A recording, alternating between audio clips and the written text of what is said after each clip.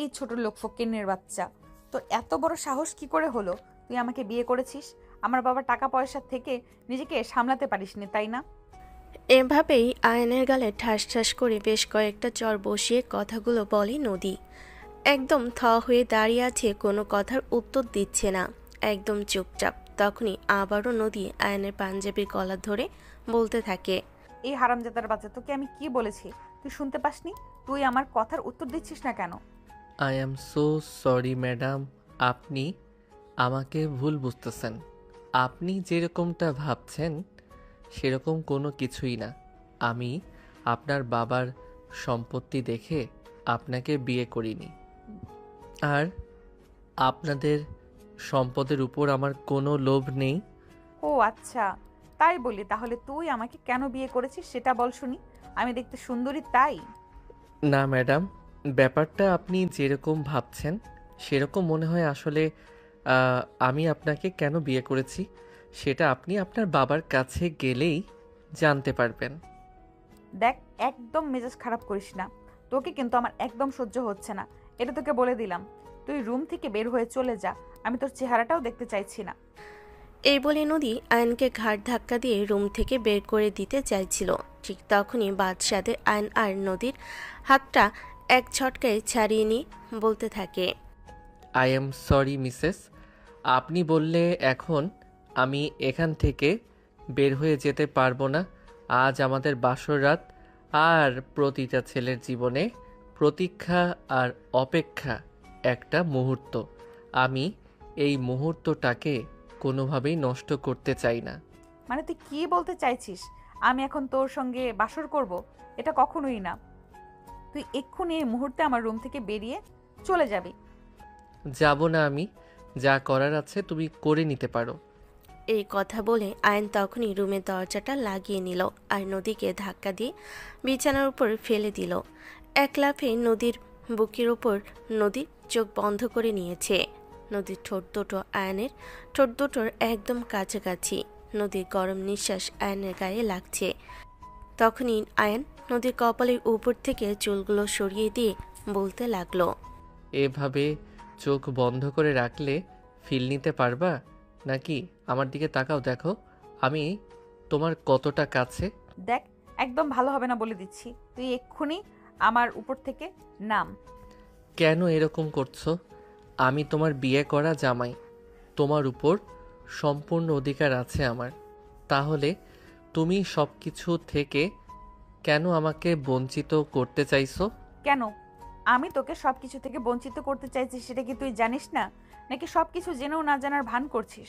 তুই বুঝতে পারছিস না তোকে আমি জামাই হিসেবে মানি না? এই বলে নদী নিজের শরীরের সমস্ত শক্তি দিয়ে ধাক্কা দিয়ে আয়নকে নিজের শরীরের উপর থেকে সরাতে চাইছিল, কিন্তু আয়ন মোটো ছেড়ে দেবার মতো পাত্র নয়। সে নদীর দুহাত বিছানার সঙ্গে আরও শক্ত করে চেপে ধরল, আর নদী দুই ঠোঁটে নিজের দুই ঠোঁট ডুবিয়ে দিয়ে বেশ কিছুক্ষণ গভীরভাবে চুমু খেল, আর তারপরে ছেড়ে দিয়ে বলতে লাগলো। দেখাবো, এখন থেকে তোমার উপর শুধু আমার অধিকার আছে। আমি তোমাকে যা বলবো তোমাকে সেটাই মেনে নিতে হবে। আমার সাথে কোনো জোরাজুরি চলবে না, বুঝতে পেরেছো? দেখ, তুই যেমনটা করছিস তার পরিণাম কিন্তু খুবই ভয়াবহ হবে, সেটা আমি তোকে বলে দিচ্ছি। কারণ তুই আমার বয়ফ্রেন্ড সম্পর্কে জানিস না। কেন তোমার এরকমটা মনে হচ্ছে সেটা আমি সত্যিই জানি না, কিন্তু বিশ্বাস করো আমি তোমার বয়ফ্রেন্ড সম্পর্কে সব কিছু জেনে শুনে তবেই তোমাকে বিয়ে করেছি। এই বলে অ্যান আবার নদীর হাত দুটো বিছানার সঙ্গে আরও শক্ত করে চেপে ধরে, নদীর গলার নিচে নিজের ঠোঁট ডুবিয়ে দেয়। অ্যান তখনই নদীর গলায় চুমু খেতে থাকে। এই প্রথমবার কোনো ছেলে মানুষ তাকে এতটা কাছ থেকে স্পর্শ করছে। নদী যদিও প্রেম করেছে, তার বয়ফ্রেন্ড আছে, কিন্তু কখনো তার বয়ফ্রেন্ড তার এতটা কাছাকাছি আসতে পারেনি, কারণ সে সবসময় যথেষ্ট ডিস্টেন্স মেনটেন করেছে। আর নদী সারা শরীরে ভালোবাসার আলিঙ্গন করছিল। নদী সব কিছু আর নিতে পারছিল না, একদম অধৈর্য হয়ে যাচ্ছিল। নদী শুধু ছটফট ছটফট করছিল আর আয়নের কাছ থেকে নিজেকে ছাড়ানোর চেষ্টা করছিল, কিন্তু একজন পুরুষ মানুষের শক্তির সাথে কি আর চাইলেই একজন মেয়ে মানুষ পেরে ওঠে? সেটা কখনো কি সম্ভব? না, এমনটা কখনোই হয় না। আর নদীর সঙ্গেও সেরকমটাই হয়েছে। সে নিজেকে সরানোর অনেক চেষ্টা করলেও আয়নের শক্তির কাছে বারবার হেরে যাচ্ছিল। আর আয়ন তাকে নিজের সমস্ত শক্তি দিয়ে বিছানার সঙ্গে চেপে ধরে তার উপর নিজের শরীরের সমস্ত ভার ছেড়ে দিয়ে তাকে আদর করতে থাকে। এভাবেই চলে বেশ কিছু মুহূর্ত। নদী আয়নকে নিজের কাছে টেনে নিতে না চাইলেও আয়ন নদীকে জোর করে নিজের কাছে টেনে নেয় আর ভালোবাসার উষ্ণতায় উষ্ণিত করতে থাকে। প্রায় আধা ঘন্টা ধরে চলে তাদের ভালোবাসার আদান প্রদান পর্ব। আর তারপরে আয়ন নদীকে ছেড়ে দিয়ে বিছানার একপাশে শুয়ে পড়ে। তখনই নদী রাগের ঠেলায় নিজেকে কন্ট্রোল করতে না পেরে একটা লাথি মেরে আয়নকে বিছানার উপর থেকে ফেলে দেয়। আয়ন মোটো এরকম পরিস্থিতির জন্য রেডি ছিল না। নদী এভাবে আয়নকে ফেলে দেওয়াতে আয়ন কোমরে প্রচণ্ড ব্যথা পায় আর তখনই সে জোরে চিৎকার দিয়ে ওঠে। ও মা গো, বাবা গো, আমার কোমরটা ভেঙে গেল। কে কোথায় আছো? আমাকে প্লিজ বাঁচিয়ে নাও এবারের মতো। তখনই নদী খাটের ওপর বস্ত্রবিহীন অবস্থাতেই বসে থেকে বলতে থাকে। কি রে, এখন মা বাবাকে ডাকছিস কেন? আমি তো আগেই বলেছিলাম তুই আমার সঙ্গে জোরাজুরি করে এসব কিছু করিস না, তাহলে কিন্তু এইসবের পরিণাম একদম ভয়াবহ হবে। কিন্তু তখন তো তুই আমার কোনো কথাই শুনিসনি। তুমি কেমন মেয়ে মানুষ বাবা? আমি তো সেটাই বুঝতে পারছি না। নিজের স্বামীকে বাসর রাতে কেউ এভাবে মারতে পারে? এটা আমি জীবনে এই প্রথম দেখলাম। ও আচ্ছা, তাই বুঝি। তাহলে তুই আরও একটা কথা খুব ভালো করেই শুনে রাখ। আমি তোকে এই শেষবারের মতো বলে দিচ্ছি, তুই যদি আর কখনো আমার কাছে স্বামীর অধিকার ফলাতে এসেছিস, তাহলে কিন্তু তোর সঙ্গে এর চাইতে আরও খারাপ কিছু হবে, যেটা তুই কল্পনাও করতে পারবি না। কি করবে? আমাকে মেরে ফেলবে? তাহলে তো তুমি নিজেই বিধবা হয়ে যাবে। সেই কথা আমাকে বলে কি লাভ আছে? কেউ যদি নিচে নিচে বিধবা হতে চায় তাহলে হবে, সেখানে তো আমার কোনো সমস্যা নেই। আরে আমার বাবা এটা কাকে আমার কপালে জুটিয়ে দিয়েছে, যার কিনা মৃত্যুর ভয় পর্যন্ত নেই। মৃত্যুকে ভয় পাওয়ার কি আছে? মৃত্যু তো আজ না হোক কাল হবেই, তাহলে সেটাকে ভয় পেয়ে গেলাম। আছে, মৃত্যু অবধারিত, জীবন অনিশ্চিত, এটাই তো সত্য।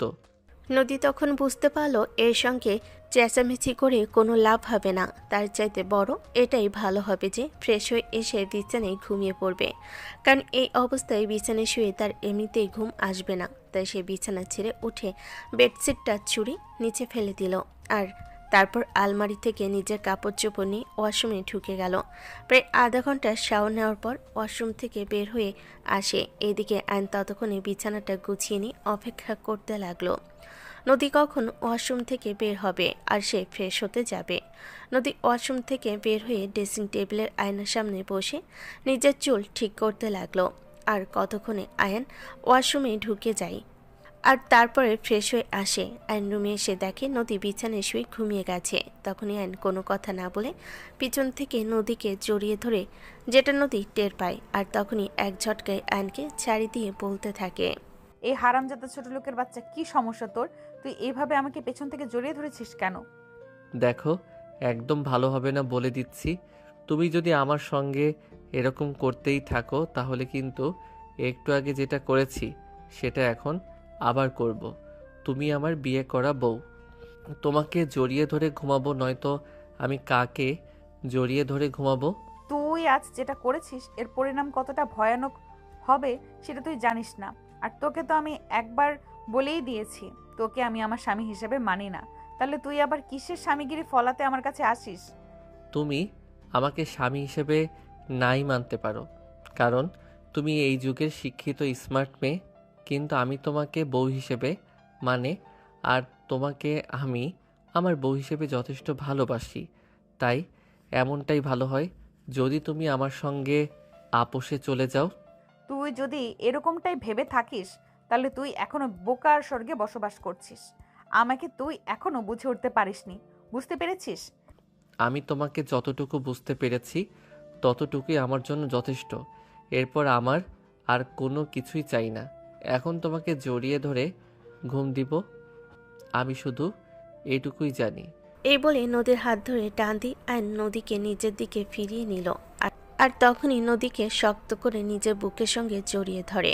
নদী ছটফট করতে লাগলো তার থেকে নিজেকে ছাড়ানোর জন্য, কিন্তু পেরে উঠছিল না। তখনই আয়ন নদীকে বলতে থাকে, এভাবে সাপের মতো মোচড় দিয়ে কোনো লাভ হবে না। আমি তোমাকে ছাড়ছি না। তোমাকে আজ থেকে এভাবেই ঘুমাতে হবে, আর এটাই শেষ কথা।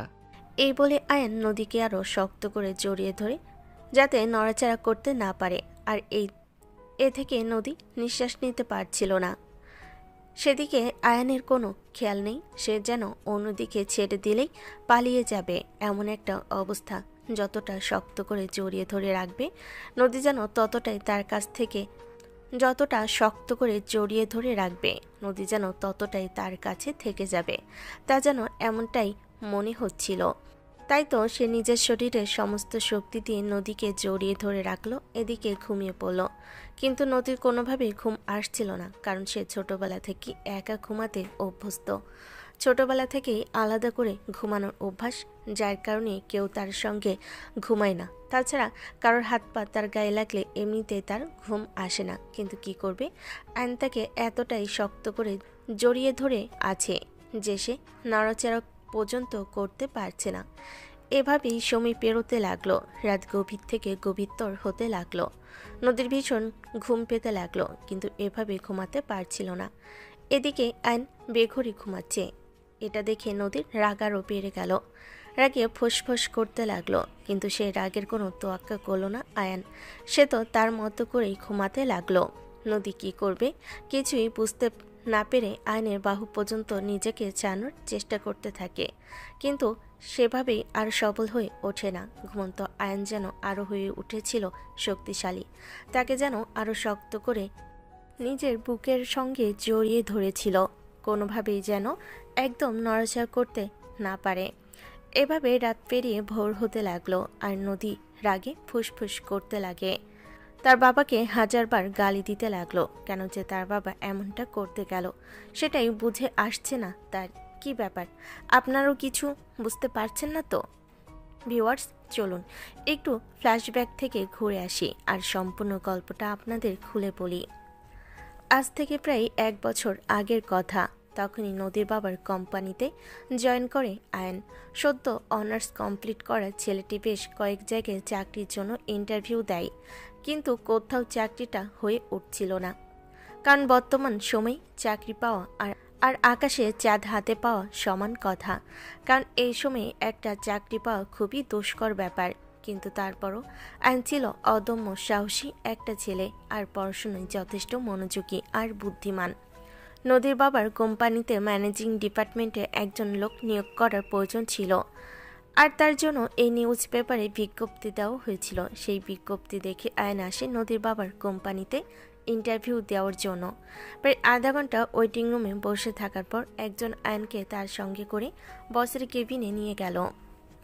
আসসালামু আলাইকুম, মে আই কামিং?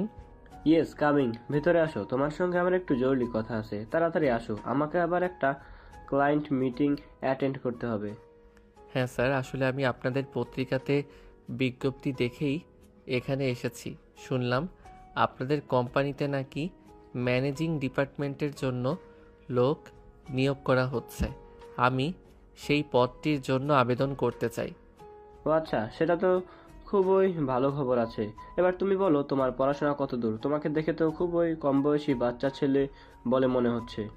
স্যার, আসলে আমি এই বছরই অনার্স কমপ্লিট করেছি। সেই তো কয়েক মাস হলো।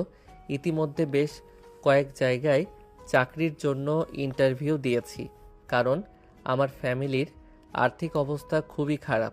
সেই জন্য আমাকে যত দ্রুত সম্ভব একটা চাকরির ব্যবস্থা করতে হবে। ও আচ্ছা, এই ব্যাপার। সেটা তো খুবই ভালো কথা, কিন্তু তুমি তো পারবে আমার ম্যানেজিং ডিপার্টমেন্ট সামলাতে? তোমার তো কোনো অভিজ্ঞতা নেই, কোনো প্রবলেম হবে না তো? দেখুন স্যার, সেটা তো আমি আপনাকে গ্যারান্টি দিয়ে বলতে পারছি না, যেহেতু আমার পূর্ব কোনো চাকরির অভিজ্ঞতা নেই। তবে আমি আপনাকে এটুকু বলতে পারি যে আমি আমার সবটা দিয়ে আপনার কোম্পানিকে প্রোটেক্ট করার চেষ্টা করতে পারি। আচ্ছা ঠিক আছে, কোনো সমস্যা নেই, আমি তোমার কথায় ভরসা করলাম। তাও তোমার সার্টিফিকেটগুলো আগে দেখে নেই। বলতে আইন ফাইল থেকে নিজের কাগজপত্রগুলো নদীর বাবার হাতে তুলে দিল। বেশ কিছুক্ষণ নদীর বাবা সেগুলো নেড়েচেড়ে দেখলেন। আইন বরাবরই ভালো স্টুডেন্ট, এসএসসি, এইচএসসি এবং অনার্সে ফার্স্ট ডিভিশনে পাশ করেছে। তাই নদীর বাবা আইনকে বলতে থাকেন, তোমার রেজাল্ট তো বরাবরই ভালো, তুমি তো চাইলেই ভালো কোনো কোম্পানিতে চাকরি করতে পারো। তাহলে আমাদের কোম্পানির মতো একটা কোম্পানিকে কেন বেছে নিয়েছো জানতে পারি? হ্যাঁ স্যার, আপনার এই প্রশ্নটা করার যথেষ্ট কারণ রয়েছে, সেটা আমি বুঝতে পারছি। তবে অন্য কোনো কোম্পানিতে চাকরি নিতে না যাওয়ার পেছনেও আমার যথেষ্ট কারণ রয়েছে। কারণ ভালো কোনো কোম্পানি বা সরকারি চাকরি পেতে হলে একটা মোটা অঙ্কের ঘুষ দিতে হয়, যেটা দেওয়ার মতো সামর্থ্য আমার নেই। হ্যাঁ একদমই তাই। বর্তমান সময়ে ভালো কোনো চাকরি বা সরকারি কোনো চাকরি নিতে হলে মোটা অঙ্কের একটা ঘুষ বা জামানত, যেটাই বলেন না কেন, প্রদান করতে হয়। কিন্তু আয়নের ফ্যামিলির আর্থিক অবস্থা অতটাও ভালো না যে তাকে মোটা অঙ্কের একটা অ্যামাউন্ট প্রদান করতে পারবে। তাই আইন এসব কিছুর আশা ছেড়ে দিয়ে নিজের যোগ্যতায় চাকরি খোঁজার চেষ্টা করে। এর মধ্যেই খোঁজ পায় নদীর বাবার কোম্পানি, আর তারপর সেখানে চলে আসে। নদীর বাবা আয়ন এর সমস্ত কথাগুলো খুব মনোযোগ দিয়ে শুনতে থাকে। তারপর তিনি আয়নকে বলতে লাগলেন, দেখো, আমি তো তোমার সবগুলো কথাই শুনলাম, আমার সব কিছু মোটামুটি বুঝতে পেরেছি। তাই আমি তোমাকে একটা কথা বলতে চাই। হ্যাঁ স্যার, বলুন কি বলবেন। আমি আপনার সব রকম কথা শুনতে প্রস্তুত আছি। আপনি যদি আমাকে এটাও বলেন যে চাকরিটা হবে না, তাও। আয়নের এরকম কথা শুনে ভীষণ আশ্চর্য হন নদীর বাবা। কারোর চাকরি না হলেও সেটা শুনে সে খুশি থাকতে পারে বা সেটা শোনার জন্য প্রস্তুত থাকতে পারে, এই প্রথম শুনলেন তিনি এমন কথা। তিনি ভীষণ আশ্চর্য হয়ে আয়নকে জিজ্ঞাসা করতে থাকেন, ওনার অফিসে চাকরি না হলেও আয়নের সন্তুষ্ট থাকা বা প্রস্তুত থাকার কারণটা কি তিনি জানতে পারেন। তখনই আয়ন বলতে থাকে, সে এসবে অভ্যস্ত হয়ে গেছে, কারণ ইতিমধ্যেই বেশ কয়েকটা কোম্পানিতে চাকরির জন্য ইন্টারভিউ দিয়েছে। কিন্তু যথাযথ যোগ্যতা থাকার পরও উপর মহলকে নির্দিষ্ট অঙ্কের ঘুষ বা জামানত না দেওয়ার কারণে তার চাকরিটা হয়ে ওঠেনি। এসব শুনে নদীর বাবা সম্পূর্ণ ব্যাপারটা খুব ভালোভাবে বুঝতে পারেন। আর তখনই নদীর বাবা বলতে থাকেন, ও আচ্ছা, এই কথা, ঠিক আছে, কোনো সমস্যা নেই। তবে আমি তোমাকে একটা খুশির খবর দিচ্ছি, তুমি কি সেই খুশির খবরটা শুনতে চাও? কি যে বলেন না স্যার, খুশির খবর কেন শুনতে চাইবো না? আমরা তো সবাই খুশি থাকতে চাই, খুশির খবর শুনতে চাই। তাহলে আমি কেন তার চাইতে ব্যতিক্রম হব? তোমার চাকরিটা আমার কোম্পানিতে হচ্ছে। আমি তোমার কথাবার্তা আর চালচলন দেখে বুঝতে পেরেছি তুমি আমার কোম্পানিটাকে ধরে রাখতে পারবে। কথাটা শুনে ভীষণ রকম খুশি হয় আয়ান।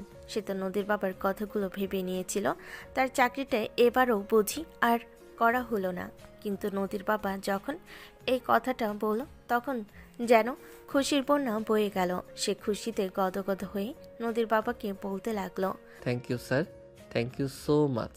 আপনাকে কৃতজ্ঞতা জানানোর ভাষা আমার সত্যিই জানা নেই। দেখো, আমাকে কৃতজ্ঞতা জানানোর কোনো কারণ নেই। তোমাকে দেখে মনে হচ্ছে তুমি পারবে, তাই তোমাকে চাকরিটা করতে বলা। এখন শোনো, আরও একটা কথা বলে রাখি, যদি 1 মাস পর আমার মনে হয় তুমি আমার অফিসে চাকরি করার জন্য উপযুক্ত নাও, তাহলে কিন্তু আমি তোমাকে বাদ দিয়ে অন্য কাউকে নিয়োগ দেওয়ার চিন্তা করব। ঠিক আছে স্যার, কোনো সমস্যা নেই। আপনার যদি মনে হয় আমি আপনার চাকরি করতে পারবো না, তাহলে তো আপনি অবশ্যই অন্য কাউকে এটার জন্য নিয়ে নেবেন, এটাই স্বাভাবিক।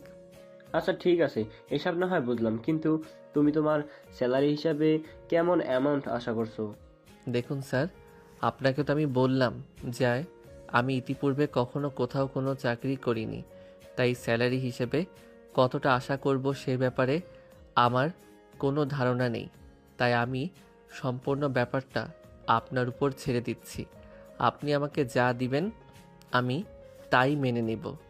বেশ কিছুক্ষণ চিন্তা করলেন নদীর বাবা। তিনি বুঝতে পারলেন আয়ন ওনার কাছে সেরকম কোনো অ্যামাউন্ট দাবি করবে না। তাই তিনি আয়নকে বললেন, আচ্ছা ঠিক আছে, কোনো সমস্যা নেই। তুমি যেহেতু আমার এখানে কোনো দাবিদার ছাড়াই চাকরি করতে চাও, তাহলে আমি তোমাকে প্রথম মাসে 40,000 টাকা স্যালারি দেবো। তারপর তোমার পারফরমেন্সের উপর ডিপেন্ড করে বাড়বে।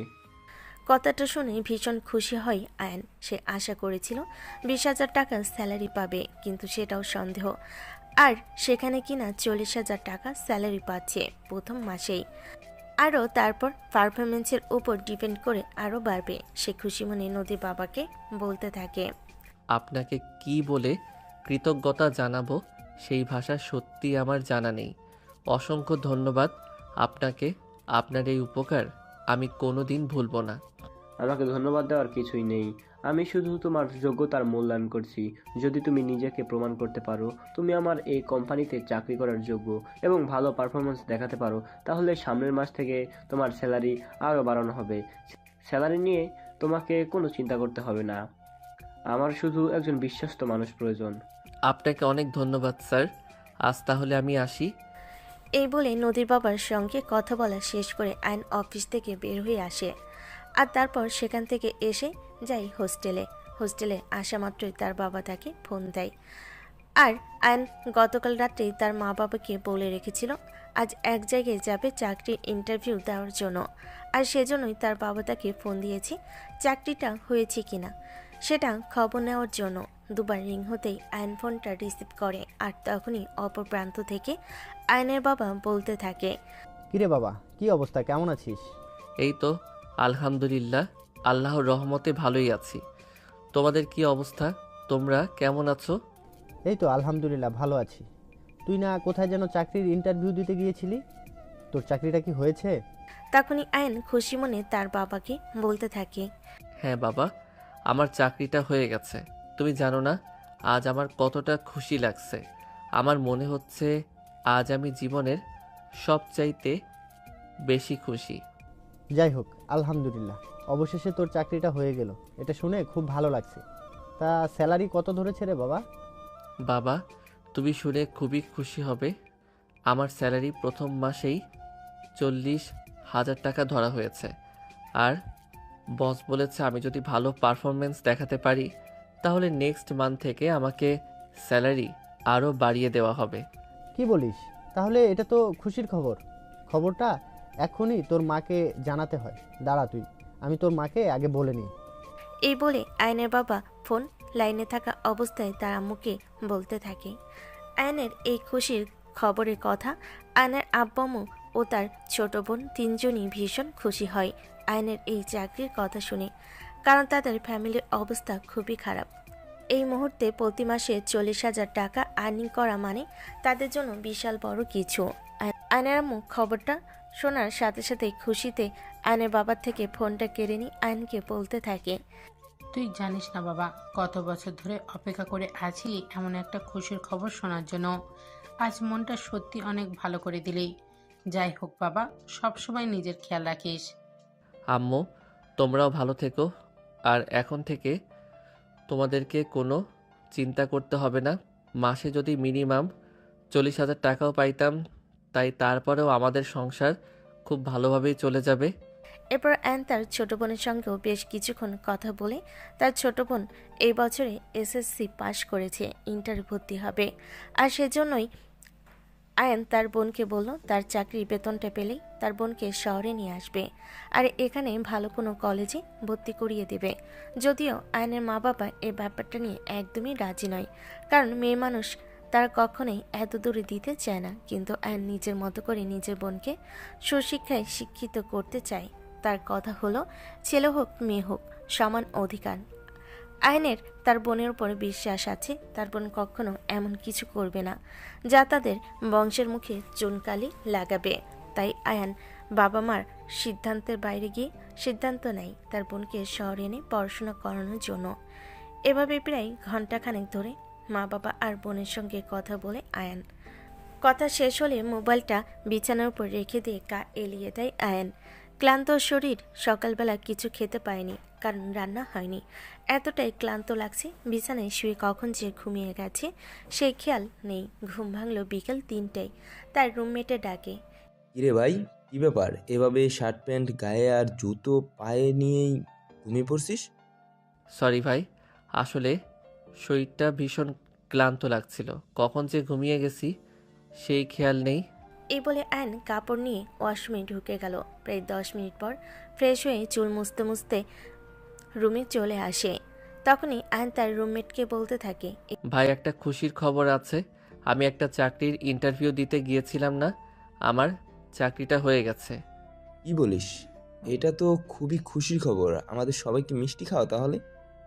রিল্যাক্স ভাই, চাকরি হয়েছে কিন্তু এখনো বেতন পাইনি।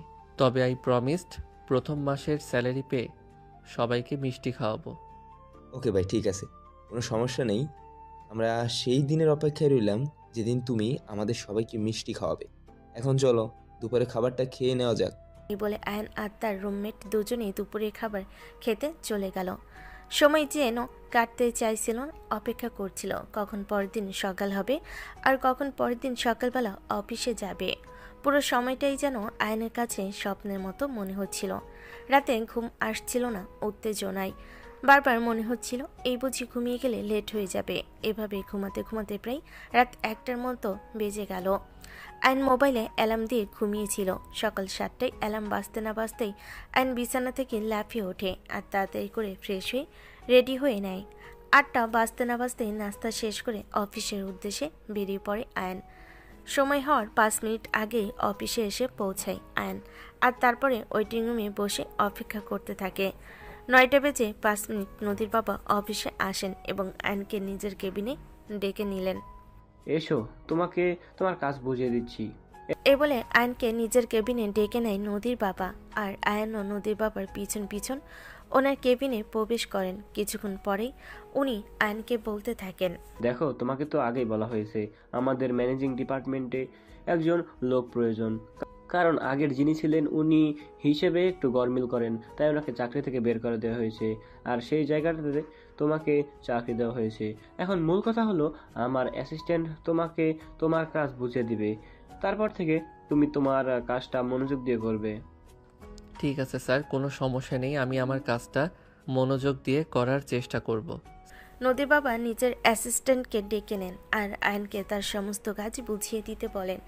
অ্যাসিস্ট্যান্ট আয়নকে সমস্ত কাজ বুঝিয়ে দিল আর নিজের কেবিনে বসে কাজ করতে লাগলো। অনেকগুলো ফাইল জমে আছে, সেই ফাইলগুলো চেক করছিল।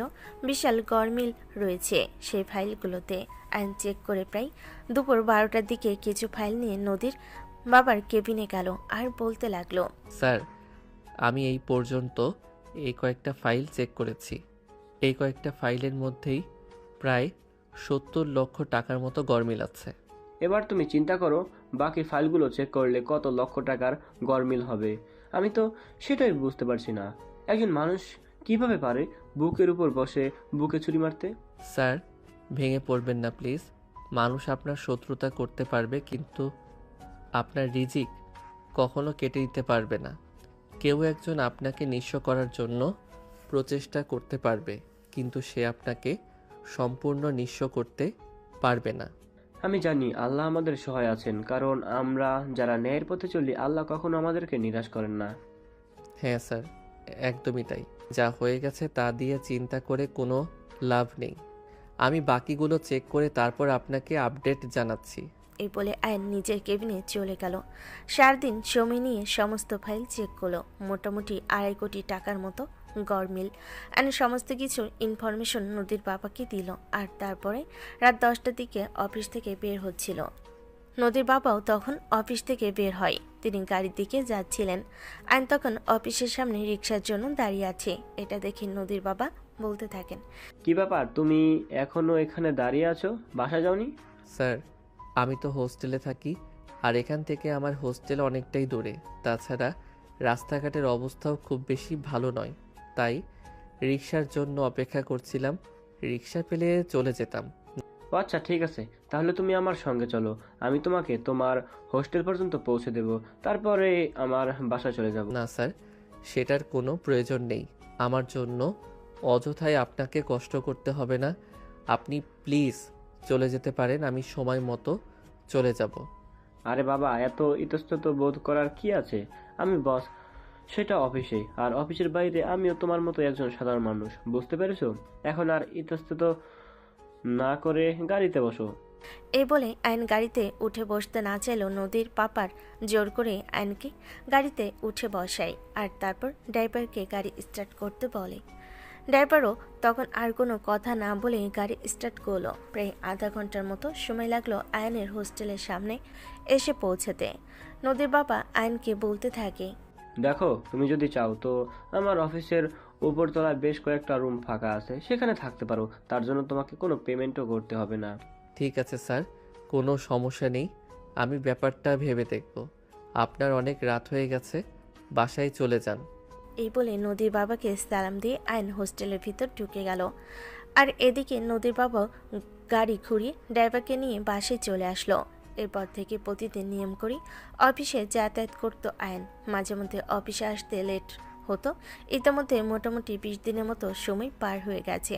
আয়ন মাঝে মধ্যে অফিসে লেট করে আসে। এই ব্যাপারটা বসের নজর এড়ায় না। নজরে পড়াতে একদিন বস আয়নকে নিজের কেবিনে ডেকে পাঠালেন আর তারপর বলতে লাগলেন, কি ব্যাপার, তোমাকে আমি একটা কথা বলেছিলাম, তারপর তো আর তুমি কোনো রেসপন্স করলে না, নাকি আমার অফারটা তোমার পছন্দ হয়নি? স্যার, আসলে আপনি কোন ব্যাপারটার কথা বলছেন আমি ঠিক মনে করতে পারছি না। কাইন্ডলি একটু মনে করিয়ে দিতেন তাহলে ভালো হতো। তখনই নদীর বাবা সেদিনে কথা বলেন। আইনকে মনে করিয়ে দেন ওনার অফিসের উপরতলায় বেশ কয়েকটা রুম ফাঁকা আছে, আইন সেখানে চাইলে থাকতে পারে। তার জন্য আইনকে এক্সট্রা কোনো পে করতে হবে না। আর সেই সঙ্গে তার থাকার জন্য যা যা কিছু প্রয়োজন, খাট, আলমারি, গ্যাস, ইলেকট্রিক কুকার সব কিছু নদীর বাবা অ্যারেঞ্জ করে দেবেন। এই কথা শুনে আইন প্রথমে একটু নার্ভাস হয়, কারণ একজন মানুষ তার জন্য এত কিছু করবে এটা তার ঠিক ভালো লাগে না। তাই সে নদীর বাবাকে বলতে থাকে, দেখুন স্যার, আসলে আপনি আমার জন্য এত কিছু করবেন সেটা আমার ঠিক সুবিধাও লাগছে না, কারণ আপনার কোম্পানিতে চাকরি নিলাম এই তো কদিন হলো, এখনও মাস পার হয়নি। তারপর আয়ন সেদিনে বলা নদীর বাবার কথাগুলো মনে করিয়ে দিয়ে নদীর বাবাকে বলতে থাকে, তাছাড়া আপনি তো বলেই দিয়েছেন আমার পারফরমেন্স যদি ভালো না হয় তাহলে আমার জায়গায় অন্য একজনকে নিয়োগ দেবেন। আমি যদি হোস্টেল ছেড়ে দিই তাহলে পরে কোথায় থাকবো? এই বলে একটু থামে আয়ন। আর তখনই নদীর বাবা আয়নকে বলতে থাকে, তোমার তো এই চাকরি ছেড়ে কখনোই যেতে হবে না। তিনি মানুষ চিনতে কখনোই ভুল করে না। এই কয়দিনে তিনি আইনকে যতটা চিনেছেন এইটুকুই যথেষ্ট ওনার জন্য। আইন যথেষ্ট ভালো, মেধাবী, বুদ্ধিমান আর পরিশ্রমী একটা ছেলে। সব কিছু শুনে আয়ন ওনার প্রস্তাবে রাজি হয়ে যায়। আর তখনই নদীর বাবা আয়নকে বলে, আচ্ছা ঠিক আছে, কোনো সমস্যা নেই। তুমি তোমার সমস্ত জিনিসপত্র গুছিয়ে নিয়ে কাল সকালে রেডি থেকো, আমি তোমাকে তোমার হোস্টেল থেকে উঠিয়ে নিব। ওকে স্যার, আচ্ছা ঠিক আছে, আমি সময় মতো রেডি থাকবো। এ বলে সেদিন মতো অফিস শেষ করে হোস্টেলে ফিরে যায় আয়ন। হোস্টেলে এসে সে নিজের সমস্ত জিনিসপত্র গোছাচ্ছিল। এটা দেখে তার রুমমেট বলতে থাকে, কি ব্যাপার ভাই, জিনিসপত্র গুছাচ্ছ কেন? কোথাও যাবা নাকি? আচ্ছা তুমি তো জানো একটা কোম্পানিতে আমার চাকরি হয়েছে, সেই বস আমাকে ওই কোম্পানির উপরের তলায় নাকি কয়েকটা রুম ফাঁকা আছে, সেখানেই একটা রুমে থাকার জন্য পারমিশন দিয়েছে, যার জন্য আমাকে কোনো পে করতে হবে না। ও আচ্ছা, তাই নাকি? তাহলে তো খুবই ভালো। এটা তোমার জন্য খুবই একটা সুখবর। আমাদের না এমন একটা সুযোগ কখনোই আসে না। যাই হোক, তোমার জন্য অনেক শুভকামনা রইল। তুমি ভালো থেকো আর জীবনে ভালো কিছু করো। হ্যাঁ ভাইয়া, দোয়া করবেন আমার জন্য, আর আপনাদের জন্য অনেক দোয়া আর ভালোবাসা রইল। তবে হ্যাঁ, আমি কিন্তু আপনাদের ভুলে যাব না, মাঝে মধ্যেই এখানে আসবো দেখা করতে। আচ্ছা ঠিক আছে, এসো। তুমি আসলে আমরা আগের মতো পার্টি দিব, এনজয় করব। এই বলে রুমমেটের সঙ্গে বেশ কিছুক্ষণ গল্প গুজব করে তারপরে আর নিজের সমস্ত জিনিসপত্র গুছিয়ে নেয় আর রাতের খাবার খেয়ে ঘুমিয়ে পড়ে। পরদিন সকাল হতে না হতে নদীর বাবা ঘুম থেকে উঠে ফ্রেশ হয়ে অফিসে যাওয়ার জন্য তৈরি হয়। তখনই তার মনে পড়ে আয়নের কথা। তাই তিনি এক মুহূর্ত দেরি না করে অফিসে যাওয়ার আগে আয়নের হোস্টেলের সামনে চলে আসেন। সকাল 8:05। আয়নের হোস্টেলের সামনে গাড়ির হর্নের আওয়াজ শুনে আয়ন বেরিয়ে আসে। দেখতে পাই নদীর বাবা গাড়ি নিয়ে চলে এসেছে। আয়নকে দেখা মাত্রই তিনি গাড়ি থেকে বের হয়ে আসেন আর আয়নকে বলতে থাকেন, কি ব্যাপার, তোমার কিছু বলছিলাম সবকিছু গুছিয়ে রাখতে, তুমি তোমার সবকিছু গুছিয়ে রেখেছো তো? হ্যাঁ স্যার, আমি তো সব কিছুই গুছিয়ে রেখেছি। আমি তো শুধু আপনার জন্যই অপেক্ষা করছিলাম। সেই কোন সকালে ঘুম থেকে উঠেছি। নদীর বাবা তখন ড্রাইভারকে বলেন আয়নের সঙ্গে উপরে যেতে আর তার সব জিনিসপত্র নিচে নামিয়ে এনে গাড়িতে রাখতে। তখনই ড্রাইভার আয়নের সঙ্গে উপরে চলে গেল আর দুজন মিলে হাতাহাতি করে আয়নের সমস্ত জিনিসপত্র নিচে নিয়ে আসলো। যদিও তখন অন্যের রুমমেটরাও তাদেরকে অনেক হেল্প করেছিল। নদীর বাবা আর আয়ন দুজনে মিলে অফিসের উদ্দেশ্যে রওনা দিলেন। অফিসে এসে পৌঁছে নদীর বাবা ড্রাইভার সিকিউরিটিকে দিয়ে আয়নের সমস্ত জিনিসপত্র উপরের রুমে নিয়ে গেলেন। আর এদিকে তিনি আয়নকে বলেন, তোমার এখন ওপর আছে, আমার কোনো প্রয়োজন নেই, ওরা সব কিছু গুছিয়ে দেবে। আর তোমার জন্য অন্য যা কিছু প্রয়োজন লাগবে আমি সব কিছু অনলাইনে অর্ডার করে রেখেছি। বিকালের মধ্যে তোমার রুম একদম পারফেক্টলি গোছানো হয়ে যাবে, তখনই তুমি যেও। ওকে স্যার, আপনাকে অসংখ্য ধন্যবাদ। আমাকে ধন্যবাদ দেওয়ার কিছুই নেই, আমি আমার জায়গা থেকে শুধু আমার দায়িত্বটুকু পালন করেছি। যাই হোক, এখন অফিসের ভিতরে চলো, অনেক কাজ পড়ে আছে, কাজগুলো শেষ করতে হবে। এই বলে আয়ন আর নদীর বাবা দুজনে অফিসে ঢুকে গেল। এরপর দিনগুলো এভাবেই চলতে লাগলো। আয়ন অফিসের রুম থেকে অফিস করতে লাগলো। আর এতে করে তার তেমন যাতায়াত খরচ বেঁচে গেল, তেমনি হোস্টেল খরচও বেঁচে গেল। এমনকি মাঝে মধ্যে নদীর বাবা বাসা থেকে রান্না করা খাবার আয়নের জন্য নিয়ে আসেন। ইতিমধ্যে তাদের সম্পর্ক এমনটাই মনে হয় যেন আয়ন তাদের ফ্যামিলির একজন কেউ হয়ে গেছে। নদীর বাবা ভীষণ রকম ভালোবাসেন আয়নকে, আর এদিকে আয়নও ভীষণ ভালোবাসে নিজের কাজকে। আসলে কথায় আছে না, তুমি কাজকে আপন করে নাও আর কাজ তোমাকে সফলতা দেখাবে। আয়ন সেরকমটাই মনে করে। মাস পেরোতে না পেরোতেই বস তাদেরকে স্যালারি দিচ্ছিল পূর্বের তুলনায় দ্বিগুণ, মানে ৮০,০০০ টাকা। আয়নের কাছে এই সব কিছুই ছিল স্বপ্নের মতো। আয়ন কোনোদিন স্বপ্ন ভাবতে পারেনি এই অল্প দিনের চাকরির অভিজ্ঞতায় তার এত ভালো বেতন পাবে। আয়ন তো ভীষণ খুশি ছিল নিজের চাকরি নিয়ে আর নিজের কাজগুলো খুব মনোযোগ দিয়ে করত, যা বরাবরই নদীর বাবাকে ভীষণ রকম আকর্ষণ করত। অপরদিকে তিনি অফিসে যতটাই খুশি ছিলেন না কেন, বাড়িতে তিনি ততটাই অখুশি থাকতেন। কারণ ছিল ওনার একমাত্র মেয়ে, যে কিনা দিনে লক্ষ লক্ষ টাকা ওড়ায়। নদীর বাবা ভীষণ পরিশ্রম করে এই কোম্পানিকে দাঁড় করিয়েছেন, আর তার জন্যই আজ তিনি এই সফলতার সম্মুখীন হতে পেরেছেন। কিন্তু নদীর প্রতিনিয়ত তার বন্ধু বান্ধব, আড্ডা, ক্লাব পার্টি এসব করে লক্ষ লক্ষ টাকা উড়িয়ে দিচ্ছে কোনো হিসাব ছাড়াই।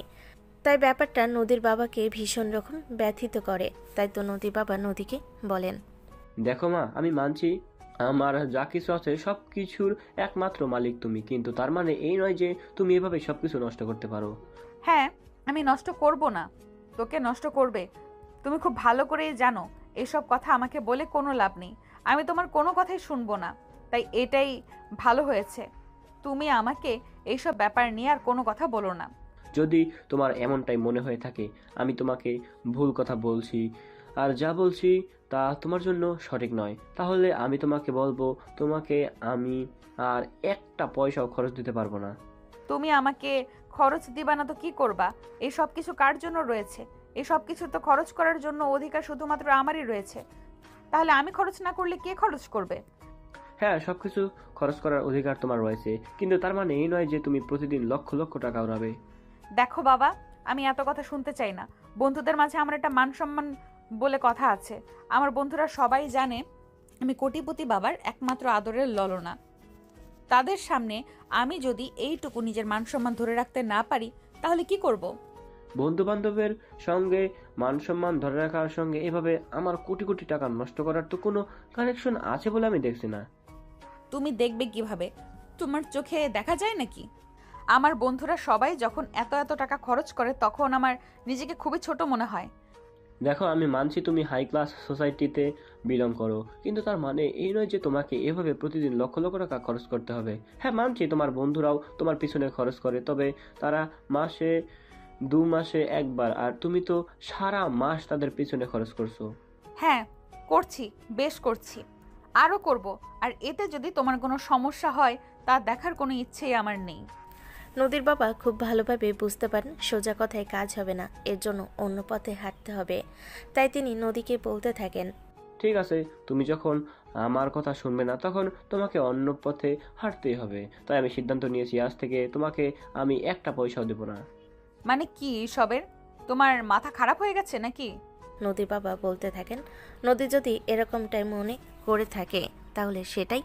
এরপর তার পরের দিন এদিকে আর একটাও টাকা দিবেন না। এভাবেই নষ্ট করার জন্য এসব কথা শুনে নদীর ভীষণ মন খারাপ হয়ে গেল আর সে রেগে গেল। সে চিৎকার চেঁচামেচি শুরু করে দিল। তার এমন চিৎকার শুনে তার মা ড্রয়িং রুমে চলে আসে আর তাকে বলতে থাকে, কি ব্যাপার, কি হয়েছে? তুমি এই বাড়িটা কি মাছের বাজার বানিয়ে ফেলেছো নাকি? তো সেটাই বুঝতে পারছি না। তুমি এইসব কথা আমাদের তাকিয়ে কেন বলছো? বাবাকে কেন কিছু বলতে পারছো না? বাবা কি বলেছো তুমি শুনেছো? এই বলে আরো জোরে চিৎকার চেঁচামেচি করতে থাকে নদী।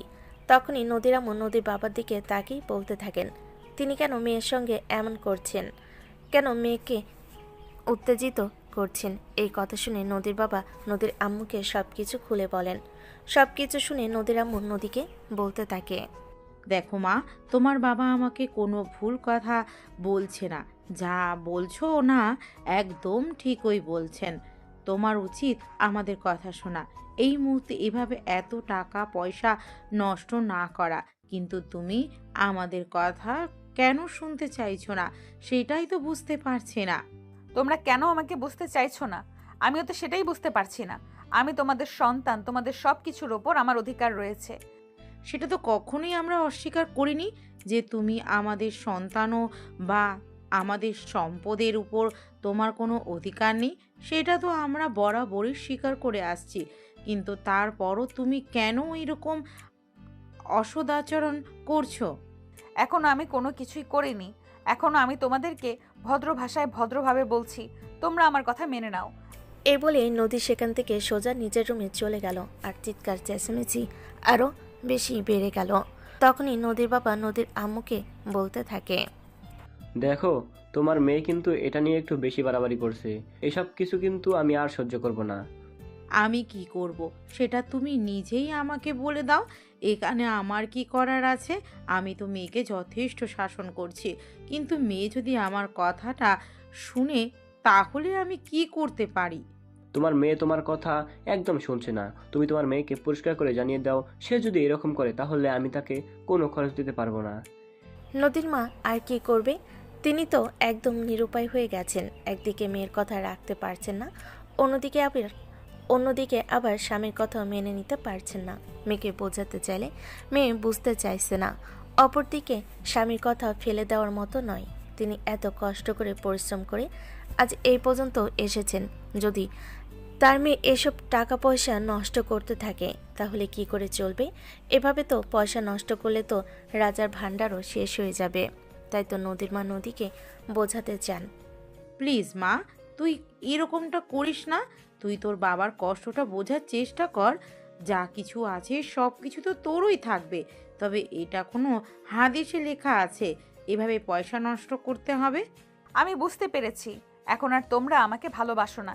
ইভেন আমার তো এটাও সন্দেহ হচ্ছে যে আমি আদৌ তোমাদের সন্তান কিনা। দরজায় দাঁড়িয়ে কতগুলো শুনছিলেন নদীর বাবা। তিনি আর সহ্য করতে পারলেন না। রুমের ভিতরে এসে ঠাস করে নদীর গালে একটা চর বসিয়ে দিলেন আর বলতে লাগলেন, এই দিন দেখার জন্য তোমাকে খাইয়ে পরিয়ে মানুষ করেছিলাম। ছি ছি, আমার ভাবতেও অবাক লাগছে আমার মেয়ে এত নিচে নামতে পারে আর এভাবে তার মায়ের সামনে দাঁড়িয়ে কথা বলতে পারে। বাহ, অসাধারণ। আমিও এই দিনটার জন্যই অপেক্ষা করছিলাম। তুমি আমার গায়ে হাত তুললে। দুজনের মাঝখানে চরমভাবে ফেঁসে গেছেন নদীর আম্মু। তিনি কি বলবেন আর কি করবেন কিছুই বুঝতে পারছেন না। এত বড় মেয়ের গায়ে হাত তোলার, তার উপর আবার মেয়ের এরকম সদা আচরণ। নদীর আম্মু নদীকে বলতে থাকেন, প্লিজ মা, তুই শান্ত হ, নিজেকে একটু সামলা। তুই যা করছিস তা একদমই ঠিক করছিস না। মায়ের এমন কথা শুনে নদী যেন আরো ভীষণ রকম রেগে গেল। সে চিৎকার দিয়ে বলতে লাগলো, আমার ব্যবহার তোমার চোখে বাঁধতেছে, কিন্তু তোমার জামাই যে আমার গায়ে হাত তুললো সেটা তোমার চোখে বাঁধে না।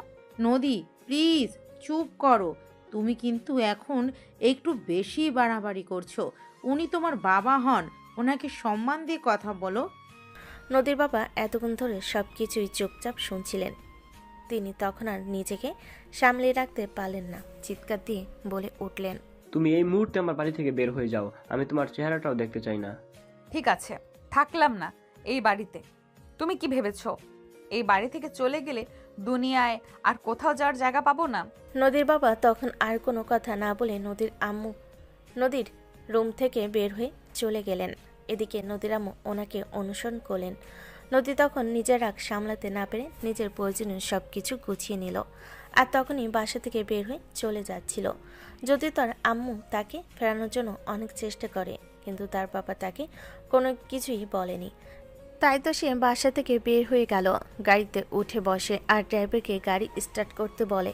প্রায় 15 মিনিট যাওয়ার পর ড্রাইভারের ফোনে একটা ফোন আসে, আর তখনই নদীর পাওয়ার ড্রাইভারকে বলতে থাকেন, নদীকে নিয়ে যে পর্যন্ত গেছো তো গেছো, ওকে সেখানে নামিয়ে দিয়ে এখনই বাসায় ফিরে আসো, তা না হলে তোমার চাকরিটা থাকবে না।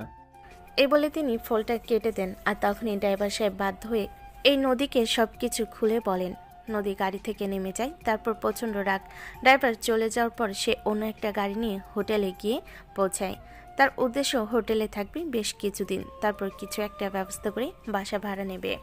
কিন্তু হোটেল বুকিংয়ের সমস্ত কাজ শেষ করে যখন পেমেন্ট আসলো, নদী কার্ড সোয়াপ করলো, কিন্তু ততক্ষণে দেখাচ্ছে কার্ড ব্লক করা। নদী প্রচণ্ড পরিমাণ রেগে গিয়ে তার বাবাকে ফোন দেয় আর বলতে থাকে, কি ব্যাপার বাবা, তুমি আমার কার্ড কেন ব্লক করেছো? আমার ইচ্ছা হয়েছে তাই আমি ব্লক করেছি। এটা তো তোমার কোনো সমস্যা থাকার কথা নয়। তুমি তো আমার বাড়ি থেকে চলে গেছো, তাহলে আমার টাকার উপর তো তোমার কোনো অধিকার নেই। তাছাড়া আমার টাকা আমি কাকে খরচ করতে দিব, কিভাবে খরচ করতে দিব, সেটা তো একান্তই আমার ব্যক্তিগত ব্যাপার, তাই নয় কি? এই বলে তিনি ফোনটা কেটে দেন। আর এইসব কথা নদীর আম্মু পাশে দাঁড়িয়ে দাঁড়িয়ে শুনছিল। তখনই নদীর আম্মু নদীর বাবাকে জিজ্ঞাসা করেন, তিনি কেন এভাবে মেয়েটার সঙ্গে এরকম করছেন। নদীর বাবা তখন বলতে থাকেন, নদীকে শায়েস্তা করার জন্য এটাই একমাত্র রাস্তা। নদীর আম্মু তখন আর কোনো কথা বলে না, চুপচাপ সেখান থেকে চলে গেলেন। এইদিকে নদী তখন পড়ে গেল মহা ঝামেলায়, কারণ তার কার্ড ব্লক করা, তার হাতে সেরকম কোনো টাকা পয়সা নেই। এখন সে কি করবে? নদী নিজের মানি পার্স নিয়ে চেক করলো, সেখানে মোটামুটি 15 থেকে 20,000 টাকার মতো ছিল, যেটা দিয়ে 2 দিন হোটেলে থাকা যাবে। তাই সে 2 দিন হোটেলে থাকার সিদ্ধান্ত নিল। তারপর যা হয় দেখা যাবে, এমনটা এই চিন্তা ভাবনা নিয়ে 2 দিনের জন্য হোটেল বুক করলো। রাত 10টা, হোটেলের রুমে শুয়ে আছে, পেটে খুব ক্ষুধা লেগেছে, কিন্তু কি করবে কিছুই বুঝতে পারছে না। এই 2 দিনের মধ্যেই কিছু একটা ব্যবস্থা করতে হবে। এই চিন্তা করতে করতে অনলাইন থেকে 2টা বার্গার অর্ডার করলো। কিছুক্ষণের মধ্যে সেটা তার রুমে পৌঁছে গেল, আর তারপর খেয়ে ঘুমিয়ে পড়লো। পরের দিন সকালবেলা ঘুম থেকে উঠে হোটেল থেকে বের হলো, উদ্দেশ্য কোনো কাছের বান্ধবীর সঙ্গে দেখা করা। সেই অনুযায়ী এসে পৌঁছে গেল তার খুব কাছের বান্ধবী দীপালির কাছে। দীপালি তখন নিজের রুমে বসে মোবাইলে বয়ফ্রেন্ডের সঙ্গে কথা বলছিল। নদী তার রুমে নক না করেই প্রবেশ করে, পিছন থেকে তার চোখ ধরে আর বলতে থাকে, বলো তো কে আমি? নদীর কণ্ঠ শুনে দীপালি তাকে চিনতে পারে। তখন দীপালি উঠে দাঁড়িয়ে পিছন ফিরে বলতে থাকে, আরে দোস্ত, তুই এখানে কি করছিস? কোনো খবর না দিয়ে সোজা বাসায় চলে আসলি? আসলে দোস্ত, এত সমস্যায় পড়েছি তাই তোর এখানে আসা। কি করব আর কিভাবে বলবো সেটাই বুঝতে পারছি না। আরে ভাই, কি হয়েছে? এত হেয়ালি না করে বলে ফেল। তুই যদি না বলিস তাহলে আমি বুঝবো কি করে? হ্যাঁ দোস্ত, তোকে বলতেই হবে, কারণ এই মুহূর্তে তুই ছাড়া আর কেউ আমাকে সাহায্য করতে পারবে না। এই বলে নদী তার বান্ধবীকে সমস্ত কথা খুলে বলতে শুরু করে। নদী তার বান্ধবীকে সব কিছু খুলে বলার পর তার বান্ধবী তাকে বলতে লাগলো, দেখ দোস্ত, তুই তো এটা খুব ভালো করেই জানিস, এমনিতে আমাকে আমার ফ্যামিলি থেকে বিয়ের জন্য অনেক প্রেশার দিচ্ছে, কিন্তু আমি এই মুহূর্তে বিয়ে করতে চাইছি না। এর মধ্যে এখন যদি তোকে বাসে নিয়ে আসি তাহলে যে আমাকে কতটা ঝামেলায় পড়তে হবে সেটা তো তুই বুঝতে পারছিস। আরে ভাই, তোর বিয়ের সঙ্গে আমার কি সম্পর্ক থাকতে পারে? আমি তো সেটাই বুঝতে পারছি না। আরে ভাই, তুই বোঝার চেষ্টা কর, তোকে আমার ফ্যামিলির মানুষজন সেরকম একটা পছন্দ করে না, আর সেজন্যই তোকে এই কথাটা বলা। এটা তো তুই খুব ভালো করেই জানিস, তাই না? হ্যাঁ ভিউয়ার্স, নদী এই ব্যাপারটা খুব ভালো করে জানতো যে তার বন্ধু দীপালির ফ্যামিলি কেউ তাকে সেরকম একটা পছন্দ করে না। এছাড়া নদীর অন্যান্য বন্ধুদের ফ্যামিলির আর্থিক অবস্থা অতটাও ভালো নয়। সেখানে গিয়ে নদী কিছুদিন তার ব্যাপারে সেজন্য দীপালির বাড়িতে তার আসা। কিন্তু নদী একটু অন্যরকম স্বভাবের, মানে নদী সবসময় স্বাধীন চেতা। আর এজন্যই দীপালির ফ্যামিলিকেও নদীকে সেরকম একটা পছন্দ করতো না কখনোই। দীপালির ফ্যামিলি কিছুটা ইসলামিক মাইন্ডের, মানে তারা সবসময় নামাজ রোজা করতো, এই আর কি। নদীর ফ্যামিলি উগ্র নয়, তবে নদী একটু এরকম ফ্যামিলিতে। তার বাবা মা, তার দাদু সবাই নামাজ কালাম পড়ে, আল্লাহর ইবাদত করে। কিন্তু নদী একটু অন্যরকম হয়ে গেছে।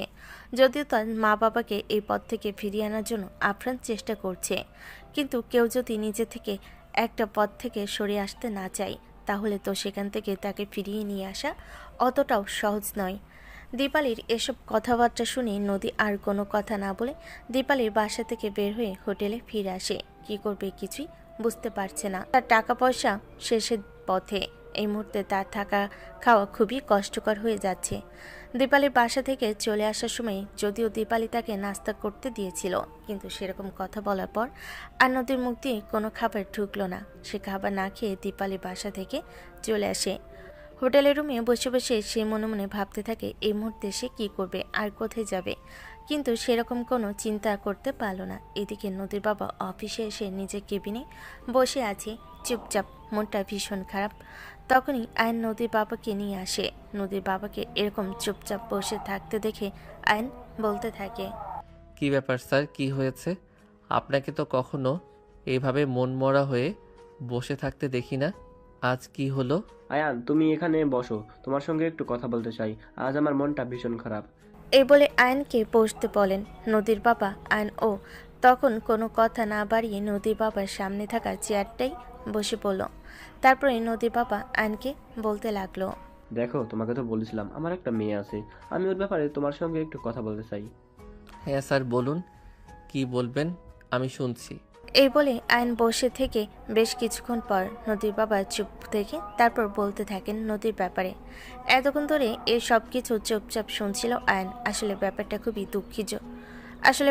খুবই দুঃখজনক লাগছিল তার কাছে। একটা সন্তানকে বড় করার পর মা বাবার তার কাছে একটা ইচ্ছা থাকে, সন্তান যেন মানুষ হয়। মা বাবার কথা শুনে নদী ছিল সম্পূর্ণ বিপরীত ধর্মী। আয়ন বুঝে উঠতে পারে না নদীর বাবাকে সে কি বলে সান্ত্বনা দিবে, কিন্তু তারপরও সে নিজেকে সামলে নিয়ে নদীর বাবাকে বলতে থাকে, দেখুন স্যার, আমি আপনাকে একদম একটা সহজ সমাধান দিতে পারি। একটা কাজ করতে পারেন, হয়তো এটা কাজে দিতে পারে। আপনার মেয়েকে একটা ছেলে রেখে বিয়ে দিয়ে দিন। শব্দটা শোনা মাত্রই নদীর বাবা একটু শব্দ করে হেসে উঠলেন। তারপর বলতে থাকলেন, তোমার কি মনে হচ্ছে আমার মেয়ের মতো উগ্র অসামাজিক একটা মেয়েকে কোনো সুস্থ মস্তিষ্কের ছেলে বিয়ে করতে চাইবে? কেন স্যার, কেন বিয়ে করবেন? আপনার মেয়েকে তো আমি মনে হয় ছবিতে দেখেছি, আপনার ফোনের ওয়ালপেপারে দেওয়া আছে, তাই না? হ্যাঁ, একদমই তাই। কিন্তু আমার মেয়ে যেরকম উগ্র অসামাজিক, তারপর কি মনে হয় যে কেউ বিয়ে করবে? স্যার প্লিজ, আপনি ভেঙে পড়বেন না। আপনাকে এভাবে ভেঙে পড়তে দেখলে আমরাও ঠিক থাকতে পারবো না। আপনাকে একটা কথা বলি, শোনেন। কোনো সহজ সরল শান্ত স্বভাবের ছেলে দেখে আপনার মেয়েকে বিয়ে দেন, যে আপনার মেয়েকে সহ্য করতে পারবে। আর নয়তো এমন কোনো ছেলের কাছে বিয়ে দেন যে আপনার মেয়ের চাইতেও বেশি উগ্র। দেখবেন তারপর আপনার মেয়ে এমনি এমনি ঠিক হয়ে যাবে। এই কথা শোনার পর বেশ কিছুক্ষণ চুপ করে থাকে নদীর বাবা। বেশ কিছুক্ষণ চুপ করে থাকার পর বলতে থাকে, আমি আইডিয়া পেয়ে গেছি। যদি আইডিয়া পেয়ে থাকেন তাহলে সেই অনুযায়ী কাজ করেন। আমি আশা করি আপনি ভালো ফলাফল পাবেন। বলতে নদীর বাবা নিজের চেয়ার ছেড়ে উঠে আসে আর তারপরেই আয়নের হাত দুটো ধরে বলতে থাকেন, আয়ান, আমি তোমাকে একটা রিকোয়েস্ট করতে চাই, তুমি কি আমার রিকোয়েস্ট রাখবে প্লিজ? আরে স্যার, এভাবে আপনি কেন কথা বলছেন? আপনি আমার বস, আপনি আমাকে যে কোনো কথা নিতে তাই বলতে পারেন। আমি আপনার কথা রক্ষা করতে বাধ্য।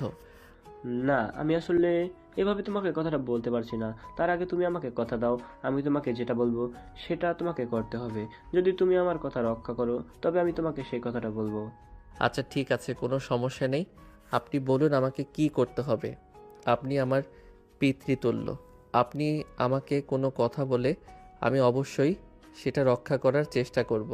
কিন্তু নদীর বাবা জেগে বসেন যতক্ষণ পর্যন্ত আয়ন এটা স্বীকার না করছে যে নদীর বাবার কথা সে রক্ষা করবে, সেটা যেভাবে হোক আর যে এখনো পরিস্থিতিতেই হোক। ততক্ষণ পর্যন্ত নদীর বাবা তাকে যেন ছাড়ছে না। অবশেষে অ্যান বাধ্য হয়ে নদীর বাবাকে কথা দিল নদীর বাবা যা বলবে সে তাই মেনে নিবে। আর তখনই নদীর বাবা বলতে শুরু করলো, আমি চাই তুমি আমার মেয়েকে বিয়ে করো। আর স্যার, এসব আপনি কি বলছেন? আপনার মাথা কি সম্পূর্ণ খারাপ হয়ে গেছে নাকি? আমি কেন আপনার মেয়েকে বিয়ে করব? তাছাড়া আপনার মেয়ে কেন বা আমাকে বিয়ে করতে চাইবে? আপনার মেয়ে শিক্ষিত, সুন্দরী, কোটিপতি বাবার একমাত্র আদরের ললনা। দেখো, আমি তোমার থেকে কোনো কমপ্লিমেন্ট শুনতে চাই না। আমি তো তোমাকে বলে দিয়েছি, আমি তোমাকে যা বলবো তোমাকে তাই করতে হবে। আমার কথা তোমাকে রক্ষা করতেই হবে। আমি তোমার কাছ থেকে আর কোনো কথা শুনতে চাই না। কিন্তু আপনার মেয়ে যদি আমাকে বিয়ে করতে রাজি না হয়, তাহলে আপনি কি করবেন? মানে আমি তো আপনার মতো বড়লোক নই। গ্রাম থেকে উঠে আসা নিম্ন মধ্যবিত্ত ফ্যামিলির একটা ছেলে। আপনার বাড়ির মতো রাজপ্রাসাদও আমার নেই। সেসব কিছু নিয়ে তোমাকে কোনো চিন্তা করতে হবে না। আমি যা বলছি তুমি তাই শোনো। আমার মেয়েকে রাজি করানোর দায়িত্ব আমার। আমি জানি প্রথম কদিন সে একটু ঝামেলা করবে, কিন্তু প্লিজ তুমি একটু মানিয়ে নিও, তাহলে দেখবে সব কিছু ঠিক হয়ে যাবে। আচ্ছা ঠিক আছে, আপনি যখন এত করে বলছেন তখন আমি রাজি হলাম। কিন্তু আপনার মেয়ে যদি আমাকে মেনে নিতে না পারে, তখন কিন্তু আপনার মেয়ের সঙ্গে আমি থাকতে পারবো না। তখনই আবারও নদীর বাবা আয়নকে বোঝাতে শুরু করে আয়নকে যেভাবে হোক নদীর সঙ্গে সংসার করতে হবে। নদীকে একটু মানিয়ে নিতে হবে, কারণ আয়ন যথেষ্ট বুদ্ধিমান এবং ধৈর্যশীল একটা ছেলে। আয়নের মতো ছেলেই পারবে নদীর মতো মেয়েকে নিয়ে গুছিয়ে সংসার করতে। তাই নদীর বাবা আয়নকে তার বাবা মায়ের ঠিকানা দিতে বলে। আয়নও নদীর বাবাকে তার মা বাবার ঠিকানা দিয়ে দিল। আর এদিকে নদীর বাবা আয়নদের বাড়িতে চলে গেলেন তার মা বাবার সঙ্গে কথা বলার জন্য। আয়নের মা বাবা প্রথমে রাজি না হলো নদীর বাবার জোড়াজড়িতে অবশেষে তারা রাজি হয়ে গেল। আর তারপরে নদীর বাবা ফিরে আসেন শহরে। কেটে গেল আরও 3 দিন। নদীর বাবা নদীর জন্য অপেক্ষা করতে থাকেন, কারণ তিনি খুব ভালো করেই জানেন নদীর হাতে টাকা পয়সা না থাকলে সে কোথাও গিয়ে মূল্য পাবে না। আর অবশেষে তাকে ঘুরে ফিরে বাড়িতেই ফিরে আসতে হবে। সেদিন শুক্রবার থাকায় নদীর বাবা অফিসে যায়নি। বিকেলবেলা পত্রিকা পড়ছিলেন ড্রয়িং রুমে বসে। আর তখনই কেউ একজন কলিং বেল চাপ দেয়। নদীর বাবা আর কাজের মেয়েটাকে ডেকে দরজা খুলে দিতে বলল। কাজের মেয়ে দরজা খুলে দিতেই দেখতে পেল নদী সেখানে দাঁড়িয়ে আছে লাগেজ হাতে। কাজের মেয়ে কোনো কথা না বলে সেখান থেকে সরে গেল। আর নদী তখনই ধীর পায়ে ড্রয়িং রুমে প্রবেশ করল। নদীর বাবা মনে মনে ভাবতে লাগলেন, এই সুযোগের জন্যই তো এতদিন ধরে অপেক্ষা করছি। নদীর বাবা পত্রিকাতে চোখ রেখে নদীকে বলতে লাগলেন, চুপচাপ এখানে দাঁড়িয়ে যাওয়ার সামনের দিকে এগোনোর চেষ্টা করো না। নদী থমকে দাঁড়ালো। এই কয়েকদিনে তার চেহারা শুকিয়ে একদম কালো হয়ে গেছে। চোখের নিচে ডার্ক সার্কেল পড়ে গেছে। নদী সেখানে দাঁড়িয়ে কান্না করে দিল আর তার বাবাকে বলতে লাগলো, বাবা প্লিজ, তুমি আর এরকম করো না আমার সঙ্গে। আমার খুব কষ্ট হচ্ছে। এই কয়েকদিন প্লিজ আমাকে ক্ষমা করে দাও। নদীর বাবা যেন এই সুযোগের জন্যই অপেক্ষা করছিলেন। তখন তিনি ঝোপ বুঝে কোপ মেরে বলতে লাগলেন, তুমি যা করেছো একদম ক্ষমার অযোগ্য অপরাধ, কিন্তু তারপরও তোমাকে আমি ক্ষমা করে দেব, শুধুমাত্র একটাই শর্তে। যদি তুমি আমার কথা মেনে নাও তো বলো। বেশ কিছুক্ষণ চুপ করে রইল নদী। আর তারপরে বলতে লাগলো সে এই শর্তে মেনে নিতে রাজি, কারণ এ কয়দিন দেখেছে দুনিয়াতে মা বাবার চাইতে আপন কেউ হয় না। সবার কাছেই শুধু প্রয়োজন আগে।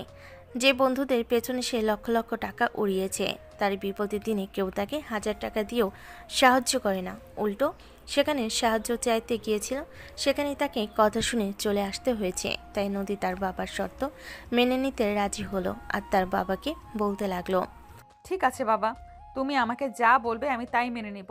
আমি আর কখনোই তোমার কথার অবাধ্য হব না। বলো তুমি আমাকে কি করতে হবে।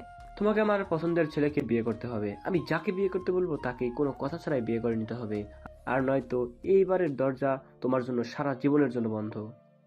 নদী তখন তার বাবার কথাই কোনো প্রতিবাদ না করে এক কথায় উত্তর দিলেন সে এই বিয়ে করবে। তার বাবা তাকে যে ছেলের সঙ্গে বিয়ে দিতে চাইবে সে ওই ছেলেকেই বিয়ে করবে। তাই নদীর বাবা আর কথা না বাড়িয়ে নদীকে রুমে যেতে বলেন এবং নিজেকে বিয়ের জন্য মানসিকভাবে প্রস্তুত করতে বলেন। অতঃপর তিনি আবারও আয়নের বাবা মার সঙ্গে কথা বলেন এবং তাদেরকে শহরে নিয়ে আসার ব্যবস্থা করেন। তারপরেই দুই পরিবারের সম্মতি নিয়ে দুজনের বিয়ের কাজ সম্পূর্ণ হলো। বাসঘরে বসে বসে অপেক্ষা করছিল নদী তার স্বামীর জন্য, কিন্তু নদী ভুল করেও এটা জানতো না যে তার বাবা তাকে তার চাইতে বয়সে ছোট একটা ছেলের সঙ্গে বিয়ে দিতে চাইছে। তাছাড়া নদী কখনো তার বাবার কাছে জানতেও চায়নি যে তার বিয়ে কার সঙ্গে হতে চলেছে, তার বাবা তাকে কার হাতে তুলে দিচ্ছে। তার এই মুহূর্তে একটাই উদ্দেশ্য আর লক্ষ্য ছিল যেভাবে হোক নিজের এই জীবন পরিবর্তন করতে হবে, তা না হলে তার বাবা তাকে কোনো টাকা পয়সা দেবে না, এমনটাই বলে দিয়েছিল। তাই নদী কোনো কথা ছাড়াই ওই ছেলের সঙ্গে দেখা করতে চাওয়া ছাড়াই বিয়েতে রাজি হয়ে যায়। সমস্যা তো হয় তখন যখন কিনা বিয়ের পরে বাসর ঘরে নদীদের বাড়িতেই সাজানো হয়। যদিও নদীর মনে হাজারটা প্রশ্ন ঘুরপাক খাচ্ছিল, তারপরও নদী কাউকে কোনো প্রশ্ন করতে পারছিল না, কারণ কেউ তার কথার কোনো উত্তর দিচ্ছিল না। হ্যাঁ ভিউয়ার্স, আপনারা একদম ঠিকই শুনেছেন, বিয়ের অনুষ্ঠান পর্ব শেষ হবার পরপরই নদীর রুমটাকে সুন্দর করে সাজানো হয় কাঁচা গাঁদা ফুল দিয়ে। গাঁদা ফুল নদীর ভীষণ পছন্দের, তাই তার বাবা নিজের এই সব কিছুর অ্যারেঞ্জ করেছেন। রাত 10টায় নদীকে তার রুমে পৌঁছে দেওয়া হয়। নদী অপেক্ষা করতে থাকে সেই মানুষটার জন্য, যে মানুষটাকে না দেখে সে বিয়ে করেছে। তখনই হঠাৎ রুমের দরজা খোলার আওয়াজ পায় নদী। একটু নড়েচড়ে বসে আর তখনই আইন রুমে প্রবেশ করে, গলায় একটা ছোট্ট কাশি দিয়ে তারপর আইন রুমের দরজাটা লাগিয়ে দেয়। পাগড়িটা মাথা থেকে খুলে রেখে সামনের দিকে এগিয়ে আসে, কিন্তু খাটের উপর বসে থাকা বউটার সেদিকে কোনো খেয়াল নেই। সে তার মতোই ঘুমটে টেনে ঝিম ধরে বসে আছে। আইন সামনের দিকে এগিয়ে গেল, খাটের উপর নদীর পাশে গিয়ে বসলো। নদীর হাত ধরে বলতে লাগলো, কি ব্যাপার বউ, আজ তোমার সঙ্গে আমার বিয়ে হয়েছে, আজ আমাদের বাসর রাত, আমি তোমার স্বামী, রুমে প্রবেশ করেছি, কোথায় তুমি আমাকে সালাম করবে, কুশল বিনিময় করবে, সেটা না করে চুপচাপ খাটের উপর বসে আছো যে? দেখুন, প্রথমত বিয়েটা আমি করতে চাইনি, আমার বাবা আমাকে জোর করে বিয়েটা দিয়েছে। দ্বিতীয়ত আপনার সঙ্গে আমার চেনা জানা কথা কোনোটাই হয়নি। হ্যাঁ, আমি তো আপনার বাবাকে বলেছিলাম আপনার সঙ্গে আগে একবার কথা বলে নিতে, কিন্তু আপনার বাবা তো বলেছিল আপনি নাকি কথা বলতে চান না। আচ্ছা, আপনি কেমন পুরুষ মানুষ যে একটা মেয়ে বিয়ে করতে চাইছে না, তার সঙ্গে দেখা করে কথা না বলেই বিয়েতে হ্যাঁ বলে দিলেন?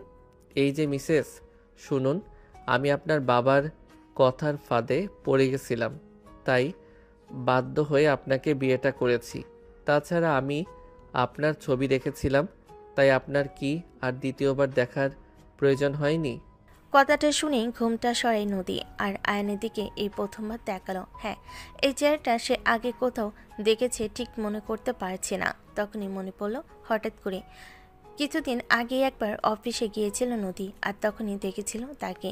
মনে পড়তে নদী আয়নকে বলতে লাগলো, আমি যদি খুব বেশি ভুল না করে থাকি, তাহলে আপনি আমাদের কোম্পানির ম্যানেজিং ডিপার্টমেন্টে কাজ করা সেই ছেলেটা না? একদমই তাই, মনে রাখতে পারেন দেখছি। আপনার স্মৃতিশক্তি খুবই প্রখর। হ্যাঁ, আপনি একদম ঠিকই ধরতে পেরেছেন, আমি সেই ছেলেটা। এই কথাটা শুনে মাত্রই তেলে বেগুনে জ্বলে যায় নদী, আর তখনই এসে সে চিৎকার করে বলতে থাকে, এই গরিব ছোট লোক ফকিনের বাচ্চা, তোর সাহস হলো কি করে আমাকে বিয়ে করার? আমি তো ভাবছিলাম আমার বাবা তার লেভেল অনুযায়ী কোনো শিক্ষিত বড়লোক বাবার ছেলেকে আমার জন্য নিয়ে আসবে, কিন্তু তুই তো একটা ছোট লোক ফকিন্নি। কথাটা শোনা মাত্রই আয়ন নদীর গালে ঠাস করে একটা থাপ্পড় বসিয়ে দেয় আর বলতে থাকে, এই যে ম্যাডাম, একদম চুপ করুন, আপনার মুখে এসব কথা একদম মানাচ্ছে না। আমি আপনার স্বামী, আমাকে সম্মান দিয়ে কথা বলুন। তুই এত বড় সাহস, তুই আমার গায়ে হাত তুললি? তোকে আমি স্বামী হিসাবে মানি না, আমি কালকেই তোকে ডিভোর্স দেব। সেটা আপনি কখনোই করতে পারবেন না ম্যাডাম, তার কারণ আপনি খুব ভালো করে জানেন আপনার বাবা ইতিমধ্যে আপনাদের সমস্ত সম্পত্তি আমার নামে লিখে দিয়েছে, আর এখান থেকে একটা কানা করিও আপনি আমার অনুমতি ব্যতীত খরচ করতে পারবেন না। এটা শুনে তো নদী আরও ভীষণ রেগে গেল। সে কোনোভাবেই বুঝতে পারছে না তার বাবা এই বোকামি কাজগুলো কেন করলো, কেন বাইরের একটা ছেলের কাছে নিজের সমস্ত সম্পত্তি লিখে দিল, কেন নিজের মেয়ে থাকতে অন্য একজনকে সম্পত্তির ওয়ারিশ বানালো। নদী আর কোনো কিছুই ভাবতে পারছে না। জ্ঞান হারিয়ে ফেলে নদী। অবচেতন হয়ে মাটিতে লুটিয়ে পড়ছিল। তখনই তাকে ধরে নেয় আয়ান আর বিছানার উপর শুয়ে দিয়ে তার চোখের উপর একটু জল ছিটিয়ে দেয়। কিছুক্ষণের মধ্যেই নদীর জ্ঞান ফিরে আসে। নদী আবারও আয়ানকে দেখে প্রচণ্ড পরিমাণে রেগে গিয়ে বলতে থাকে, ওই ছোট লোক ফকিন্নির বাচ্চা, তুই এক্ষুনি আমার চোখের সামনে থেকে চলে যা। আমি তোর চেহারাটা এক মুহূর্তের জন্য দেখতে চাইছি না। তুই কেন সেটা বুঝতে পারছিস না? বুঝতে তো পারছি, কিন্তু দুর্ভাগ্য তোমার আমাকে দেখতে না চাইলেও এখন থেকে প্রতিদিনই তোমাকে আমাকে দেখতে হবে, প্রতিটা মুহূর্তে, প্রতিটা সেকেন্ডে, কারণ আমি তোমার জামাই। এখন তো চাইলেও তোমাকে আমি ছেড়ে যাব না, আর ছেড়ে যাবই বা কেন? তোমার মতো সুন্দরী মেয়েকে বউ হিসেবে পেয়েছি। আর এভাবে চলতে থাকে তাদের দুজনের মধ্যে কথোপকথন। তারপর যা হলো সেটা তো আপনারা নিজের চোখে দেখতে পেলেন। তো ভিউয়ার্স, চলুন এবার না হয় বর্তমানে ফিরে আসি। সারা রাত অনেক চেষ্টা করার পরও নদী ঘুমাতে পারেনি। সকালবেলা যখন আয়নের ঘুম ভাঙল তখন ভোর 7টা বাজে। চোখ খুলে দেখে নদী তখনও জেগে আছে। এটা দেখে আয়ন নদীকে বলতে লাগলো, বাবা, আমার বউটা তো দেখি হেব্বি স্বামী ভক্ত। সেই কখন তোমার ঘুম ভেঙে গেছে? আমার ঘুম ভেঙে যাবে বলে এখনও আমার বুকের উপরে শুয়ে আছো, একটুও নড়াচড়া করনি। তোর ভক্তির খাতায় আগুন, হারামজাদা কোথাকার। তোকে আমি কতবার বললাম, আমার সঙ্গে কেউ ঘুমালে আমি ঘুমাতে পারি না, কারোর গায়ে আমার গায়ে স্পর্শ লাগলে আমি ঘুমাতে পারি না। কিন্তু তুই তো সেই মাঝরাত থেকে আমাকে জড়িয়ে ধরে শুয়ে আছিস, যেন আমাকে ছেড়ে দিলে আমি তোর থেকে পালিয়ে যাব। হ্যাঁ, তোমাকে দেখে তো আমার সেই রকমটাই মনে হয়। তাছাড়া তুমি যদি আমাকে ফেলে চলে যাও, তাহলে তোমার মতো এমন সুন্দরী একটা বউ কোথায় পাবো বলো? তাই তো জড়িয়ে ধরে রেখেছি, কারণ তোমার মতো সুন্দরী বউ আমি হারাতে চাই না। দেখ, তুই কিন্তু একদম ধৈর্যের সমস্ত সীমা ছাড়িয়ে ফেলছিস। এখন কিন্তু তোকে আমি এমন অবস্থা করব যেটা তুই কল্পনাও করতে পারবি না। আরে, তাহলে অপেক্ষা করছো কেন? সেটা করে ফেলো না। আমি তো সেটা দেখার জন্যই অপেক্ষা করছি। শোনো, আমি একটা জিনিস খুব ভালো করেই জানি, তুমি যাই কিছু করো না কেন, কখনোই আমার কোনো ক্ষতি সেটা তুমি করতে পারবে না, কারণ আমি তোমার জামাই লাগি। বুঝতে পেরেছো ডিয়ার? ঠিক আছে, আমি বুঝতে পেরেছি। তোকে এইভাবে সোজা আঙুলে ঘি উঠবে না। তোকে যেভাবে সোজা করতে হয় সেই পদ্ধতি আমার খুব ভালো করে জানা আছে। Just wait and watch. এ বলে এক ঝটকে নিজেকে আয়নের বাহু বন্ধন থেকে ছাড়িয়ে নেয় নদী। আর তারপরই বিছানা থেকে উঠে যায়। রুম থেকে বের হয়ে কোথাও যেন একটা চলে যায় আয়ান। সেদিকে কোনো নজর না দিয়ে বিছানা থেকে উঠে ওয়াশরুমে যায় ফ্রেশ হওয়ার জন্য। আর ফ্রেশ হয়ে আসতেই শাশুড়ি মায়ের ডাক পেয়ে নিজেকে নাস্তা করার জন্য শাশুড়ি মা আয়নকে নাস্তা দিয়ে দিল। আয়নও আর কোনো চিন্তা না করে নাস্তা খেতে লাগলো। শ্বশুরবাড়িতে প্রথম দিন সকলের নাস্তা একসঙ্গে বসে আছে শ্বশুরমশাই। তখনই হঠাৎ করে আয়নের শাশুড়িমা আয়নকে বলতে থাকে, জামাই বাবা, হানিমুন কোথায় যাবে সে ব্যাপারে কিছু ভেবেছো কি? এসব আমি ভেবে কি করব বলেন তো আম্মু? আপনার মেয়ে তো আমাকে জামাই হিসেবে মেনে নিতেই নারাজ। দেখুন না, সকালবেলা ঘুম থেকে উঠে কোথায় যেন চলে গেছে, বলছে আমাকে নাকি শায়েস্তা করবে। এভাবে ওর সঙ্গে কাজ হবে না, তুমি ওকে একটু টাইট দাও। আর আমি তোমাদের হানিমুনের জন্য সিঙ্গাপুরের টিকিট কেটে রেখেছি, তুমি ওকে নিয়ে সেখানে চলে যাও, কিছুদিন সময় কাটিয়ে আসো, তাহলেই সব ঠিক হয়ে যাবে। এভাবেই শ্বশুরবাড়ির সঙ্গে গল্প করতে করতে সকালে নাস্তা শেষ করে আয়ন আর তারপর নিজের রুমে চলে যায়। তার বাবা মা তো আরও আগে নাস্তা করে চলে গেছেন টেবিল থেকে। হ্যাঁ ভিউয়ার্স, আপনারা একদমই ঠিক শুনেছেন, আয়ন আর নদীর বিয়ে নদীর বাবার বাড়িতেই হয়েছে। আর সেজন্যই আয়নের বাবা মাকে নদীর বাবা তাদের বাড়িতে নিয়ে এসেছিল, সেই সঙ্গে আয়নের ছোট বোন। অ্যাঞ্জেনা রুমে গিয়ে বিছানার উপর বসলো, তখনই তার ছোট বোন সেখানে এসে হাজির হলো আর আয়নকে বলতে লাগলো, ভাইয়া, ভাবি কোথায়? এই যে দেখো, এই যে দেখ, আমি তোর ভাবিকে কোলে নিয়ে বসে আছি। আরে ভাইয়া, ফাজলামো কেন করছিস? সকাল থেকে ভাবিকে কোথাও দেখতে পাচ্ছি না, সেই জন্য তোর কাছে জিজ্ঞাসা করলাম, ভাবির সঙ্গে একটু গল্প করব। সে কপাল আর তোদের নেই রে বোন, তোদের ভাবি তোদের সঙ্গে এত গল্প করতে বসে নেই। তোর ভাবি কই যেন ঘুরতে চলে গেছে। আরে কি বলিস ভাইয়া, কালকে তোদের বিয়ে হয়েছে আর আজকেই ভাবি তোকে রেখে একা কোথাও ঘুরতে চলে গেছে? আচ্ছা ভাইয়া, তুই চল না আমার সঙ্গে, একটু দেখি ভাবি কোথায় গেছে। না, তোর যাওয়ার ইচ্ছা থাকলে তুই যেতে পারিস। আমারও তো কারোর ব্যাপারে গোয়েন্দাগিরি করার কোনো ইচ্ছে নেই, বুঝতে পেরেছিস? সেটা বললে হবে না ভাইয়া, ভাবি এখন তোর বিয়ে করা বউ, তাকে দেখে শুনে রাখা তোর দায়িত্ব। তুই চল আমার সঙ্গে, আমরা দুজনে মিলে খুঁজে বের করবো ভাবি কোথায় গেছে।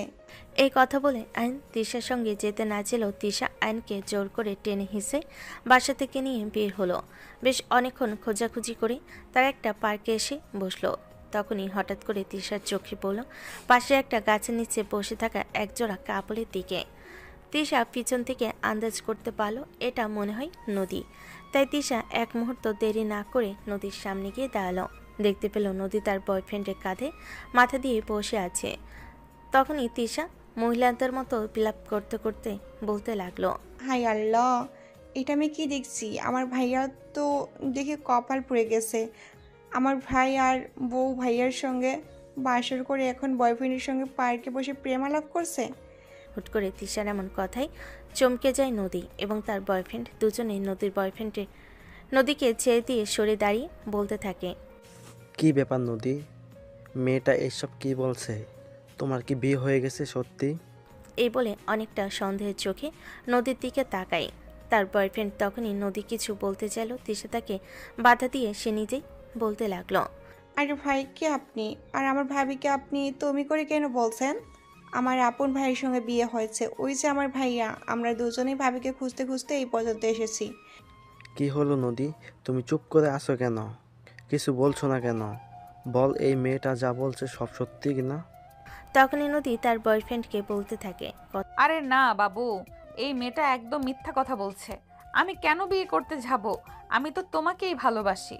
দেখো ভাবি, একদম মিথ্যা কথা বলবো না। বিয়ে তো করেছো, তার উপর আবার কাল রাতে আমার ভাইয়ের সঙ্গে বাসরও করেছো, তাহলে মিথ্যা কেন বলছো? রকমই তুমি চুপচাপ এখান থেকে চলে যাও বলছি, ভালো হবে না কিন্তু। তোমার ভাইকে আমি ডিভোর্স দিয়ে দেব বলেছি, শুনতে পাওনি? কথাটা শুনে ছিটকে দাঁড়ায় নদীর বয়ফ্রেন্ড। সে তখনই নদীকে একটা থাপ্পড় দিয়ে বলতে থাকে, মিথ্যাবাদী মেয়ে কোথাকার, নিজের সব কিছু একজনকে বিলিয়ে দিয়ে এখন এসেছে আমার সঙ্গে প্রেম করতে। তোর সঙ্গে আমি আর এক মুহূর্ত থাকবো না। এই বলে নদী বয়ফ্রেন্ডের সেই মুহূর্তে সেখান থেকে চলে গেল। আর তখনই নদীর রাগে ফুসফুস করতে করতে তিশাকে একটা থাপ্পড় দিতে যাবে। তখনই আইন কোথা থেকে এসে নদীর হাতটা ধরে ফেলে আর হাত মুচকে দিয়ে বলতে থাকে, বেশ, নদী অনেক হয়ে গেছে, এখন চুপচাপ বাসায় চলো। তুমি সকালবেলা ঘুম থেকে উঠে পার্কে এসে বসে আছো বয়ফ্রেন্ডের সঙ্গে দেখা করতে। ছি ছি, আমার ভাবতেও লজ্জা লাগছে। আমার বিয়ে করা বউ, যার সঙ্গে গতকাল রাতেই আমার সব কিছু হয়ে গেছে, এখন যে বয়ফ্রেন্ডের সঙ্গে ফষ্টি নষ্টি করে, হায় আল্লাহ। তখনই নদী বলতে থাকে, ওই ছোট লোকের বাচ্চা, তোকে আমি ডিভোর্স দিয়ে দেবো বলেছি, তুই শুনতে পাসনি? তোর মতো ফকিন্নির সাথে আমি কোনোদিনও থাকবো না। তুই আমাকে কি দিতে পারবি বল? তখনই আবারও আইন নদীর দুই গালে ঠাস ঠাস করে দুইটা চর বসিয়ে দিয়ে বলতে থাকে, তোমাকে অন্য কিছু দিতে না পারলেও এটা খুব ভালোই দিতে পারবো। আর তোমাকে সোজা রাখার জন্য এটাই আগে সবচাইতে বেশি প্রয়োজন। এই বলে আইন নদীর হাত ধরে টানতে টানতে গাড়িতে এনে বসে আর তারপরে ড্রাইভারকে গাড়ি স্টার্ট করতে বলে। তারপরে তিনজনে মিলে বাসে চলে আসে। নদী কান্না করতে করতে বাসে প্রবেশ করে। তার বাবা ড্রয়িং রুমে বসা ছিল। তার বাবাকে দেখা মাত্রই ন্যাকা কান্না আরও বাড়িয়ে দিয়ে তার বাবাকে জড়িয়ে ধরে বলতে থাকে, বাবা, তুমি এটা কার সঙ্গে আমাকে বিয়ে দিলে? যে কিনা বিয়ের পরের দিন আমার গায়ে হাত তোলে, দেখো আমার গালে একদম 5 আঙুলের ছাপ বসিয়ে দিয়েছে। আমি সব কিছু বলছি, তাহলে তুমি যেটা করছো সেটা কেন বলছো না? সেটা বলো, তোমার প্রকৃতির কথা সবাই জানুক। তখনই নদীর বাবা সবাইকে থামিয়ে দিয়ে বলতে থাকে, দেখো, এখানে আমার জানার কিছুই নেই, আমি সব কিছুই জানি। আর যাই হোক নদী, তোমাকে একটা ছোট্ট কথা বলি, শোনো। তোমার বিয়ে হয়ে গেছে, স্বামীকে মেনে নাও আর মনোযোগ দিয়ে সংসার করো। করবো না আমি সংসার? কতবার তোমাদেরকে বুঝিয়ে বলতে হবে? তোমরা কি আমার বাংলা কথা বুঝতে পারো না নাকি? আমি তো বিশুদ্ধ বাংলা ভাষাতেই বলছি, কোনো হিন্দি অথবা আরবিতে বলছি না। তখনই এগিয়ে আসে আয়ান নদীর থুতনিটা ধরে চেপে দিয়ে বলতে থাকে, তোমাকে সংসার করতে হবে এবং আমার সাথেই সংসার করতে হবে। আর সেটার জন্য তোমাকে কিভাবে বাধ্য করতে হবে সেই রাস্তা আমার খুব ভালো করেই জানা আছে। Just wait, and watch. এ বলে আয়ন আর এক মুহূর্ত দেরি না করে নদীর হাত ধরে টানতে টানতে উপরে নিয়ে গেল আর রুমের ভিতরে ঢুকে সঙ্গে সঙ্গে দরজা বন্ধ করে দিল। এদিকে নদী রাগে ফুসফুস করছে, এই বুঝি সাপের মতো ছোবল দিয়ে আক্রমণ করছে আয়নকে, কিন্তু আয়ন তাকে সেই সুযোগ না দিয়ে বিছানার উপর ধাক্কা দিয়ে ফেলে দিল। নদী কোনো রকমে নিজেকে সামলে নিয়ে বিছানার থেকে উঠে যেতে চাইছিল, কিন্তু আয়ন তাকে সেই সুযোগটা না দিয়ে বিছানার সঙ্গে আরও শক্ত করে চেপে ধরে আর তার ঠোঁট ইচ্ছে মতো কামড় দিতে লাগলো। নদী ব্যথায় কুকড়ে উঠছিল আর তখনই আয়ন বলতে লাগলো, কি হলো, এখন কেন চিৎকার দিচ্ছ? তখন তো খুব আমাকে ফেলে বয়ফ্রেন্ডের সঙ্গে ডেটিং করতে গেছিলে, আমার খুব ভালো লাগছিল, তাই না? তখন সে আমার বয়ফ্রেন্ড হয়, তাকে আমি বিয়ে করব, তাই তার সঙ্গে আমার যা ইচ্ছা তাই করব, তাতে তোর কি সমস্যা? আচ্ছা ঠিক আছে, তুমিও আমার বিয়ে করা বউ, এখন তোমাকে আমার যেভাবে ইচ্ছা সেভাবেই বুক করব। তুমিও এখানে কথা বলার কেউ না। নদীর ঠোঁট ছেড়ে দিয়ে গলায় ঘাড়ে বুকে যেখানে যেভাবে পারছিল কামড়ে যাচ্ছিল। নদী ব্যথায় ছটফট করতে লাগলো আর আয়নের বাহু বন্ধন থেকে নিজেকে ছাড়িয়ে নেওয়ার আপ্রাণ চেষ্টা করতে লাগলো, কিন্তু পুরুষ মানুষের শক্তি বলে কথা, চাইলে কি আর ছাড়িয়ে নেওয়া যায়? আয়ন তার সারা শরীরে নিজের ঠোঁট আর দাঁত দিয়ে আক্রমণ করতে লাগলো। এক পর্যায়ে নদী জ্ঞান হারিয়ে ফেলে। আয়ন তার চোখে পানি ছিটি দিয়ে জ্ঞান ফিরিয়ে আনে, তারপর আবারও সে একই রকম অত্যাচার শুরু করে দেয়। নদী তখন আয়নের কাছে অনেক আকুতি মিনতি করতে থাকে আর বলতে থাকে, প্লিজ আমাকে ছেড়ে দাও, আমি এসব কিছু নিতে পারছি না, খুব ব্যথা করছে আমার। কখন ঠিক আমারও এইভাবেই ব্যথা করছিল বুকের বাঁ পাশটায়। আমার বউ আমাকে রেখে অন্য একজনের সঙ্গে ডেটিংয়ে গেছে, তাই। এই বলে নদীকে আর কোনো কথা বলার সুযোগ না দিয়ে আয়ন আবারও নদীর ঠোঁট কামড়াতে থাকে, একদম কেটে রক্ত বের হয়ে যাওয়ার মতো অবস্থা। নদীর ঠোঁট দুটো একদম ফুলে গেছে। নদী আর সহ্য করতে পারছিল না, তাই বারবার আয়নের কাছে ক্ষমা চাইতে থাকে আর তাকে ছেড়ে দেওয়ার জন্য রিকোয়েস্ট করতে থাকে। প্লিজ আমাকে ছেড়ে দাও না, কেন কি করছো আমার সঙ্গে এরকম? আমি তোমার বিয়ে করাবো, আমার খুব কষ্ট হচ্ছে, প্লিজ ছেড়ে দাও আমাকে। ও আচ্ছা, এখন বুঝি আমার হাত থেকে মুক্তি পাওয়ার জন্য আমার বউ এই কথাটা বলতে চাইছো, কিন্তু তখন তো কোনোভাবেই স্বীকার করতে চাইছিলে না যে তুমি আমার বউ। এখন তো তোমাকে আমি ছাড়ছি না, আমি আমার মনের খায়েশ যতক্ষণ পর্যন্ত পূরণ করতে না পারবো ততক্ষণ পর্যন্ত তোমায় ছাড়বো না। এমন করে না, নিজের বিয়ে করা বউয়ের সঙ্গে কেউ এমন করে? আমি তো তোমার আছি, তোমারই থাকবো, প্রমিস। এই বলে একদম কান্না করে দেয়। অ্যান্ড বুঝতে পারে নদীর ভীষণ লেগেছে, কিন্তু সে কি করবে? তার বিয়ে করা বউ যদি অন্য একজনের সঙ্গে রোমাঞ্চ করে আর এভাবে কথা বলে আচরণ করে, তাহলে কি আর সহ্য করা যায় নাকি? তারপর নিজের বউয়ের এমন অসহায় মুখটা দেখে আয়নের মনে একটু দয়া মায়া সৃষ্টি হলো আর সে তখন নদীকে বলতে লাগলো, ঠিক আছে বউ, প্লিজ আর এমন করো না, তোমায় বড্ড বেশি ভালোবেসে ফেলেছি, তোমাকে ছাড়া আমি থাকতে পারবো না, তোমার পাশে অন্য কাউকে আমি কল্পনাও করতে পারি না, আমার বুকের ভিতরটা চুরমার হয়ে যায়।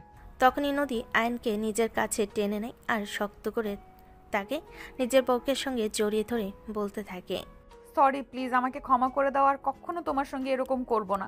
আমি বুঝতে পারিনি তুমি আমায় এতটা ভালোবেসে ফেলেছো। হ্যাঁ রে পাগলি বউ, আমার ভালোবাসা কখনো বলে কয়ে আসে না, ভালোবাসা যখন ইচ্ছে তখন যার প্রতি জন্ম নিয়ে নেয়।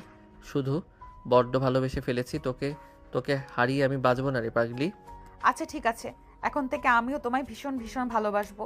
এই বলে আয়নের নিজেই চুমু খায় নদী। আর এদিকে তখন আয়ন নদীর জোরের উপর তার অত্যাচার না করে তার কপালে আলতো করে একটা ভালোবাসার পরশ এঁকে দিয়ে তার বুকের উপর থেকে নেমে পড়ে আর তাকে শক্ত করে নিজের বুকের সঙ্গে জড়িয়ে ধরে বলতে থাকে, সব কিছুর জন্য সরি, আমাকে ক্ষমা করে দাও, তোমার সঙ্গে এরকম করাটা আমার উচিত হয়নি, কিন্তু কি করব বলো, নিজেকে আটকাতে পারছিলাম না। তুমি সরি বলো না প্লিজ, অন্যায় আমি করেছি, তোমার কি এমন করাটা উচিত হয়নি। আমাকে তুমি ক্ষমা করে দিও, আর ভালোবেসে সারা জীবন এইভাবেই তোমার বুকে আগলে রেখো। পাগলি, তুমি সারা জীবন এভাবেই আগলে রাখবো, তুমি শুধু আমার হয়ে থেকে যেও। এই বলে দুজন দুজনকে শক্ত করে জড়িয়ে ধরে আর ভালোবাসার এক নতুন অধ্যায় সূচনা করে। সুপ্রিয় ভিউয়ার্স, আমাদের আজকের গল্পটি আপনাদের কাছে কেমন লেগেছে ছোট্ট একটা কমেন্টে জানাবেন। ভালো লাগলে লাইক, কমেন্ট অ্যান্ড শেয়ার করে পাশে থাকবেন। নিত্য নতুন ভালোবাসার গল্প পেতে আমাদের চ্যানেলটিকে সাবস্ক্রাইব করবেন। সবাই ভালো থাকবেন, সুস্থ থাকবেন। আল্লাহ হাফেজ।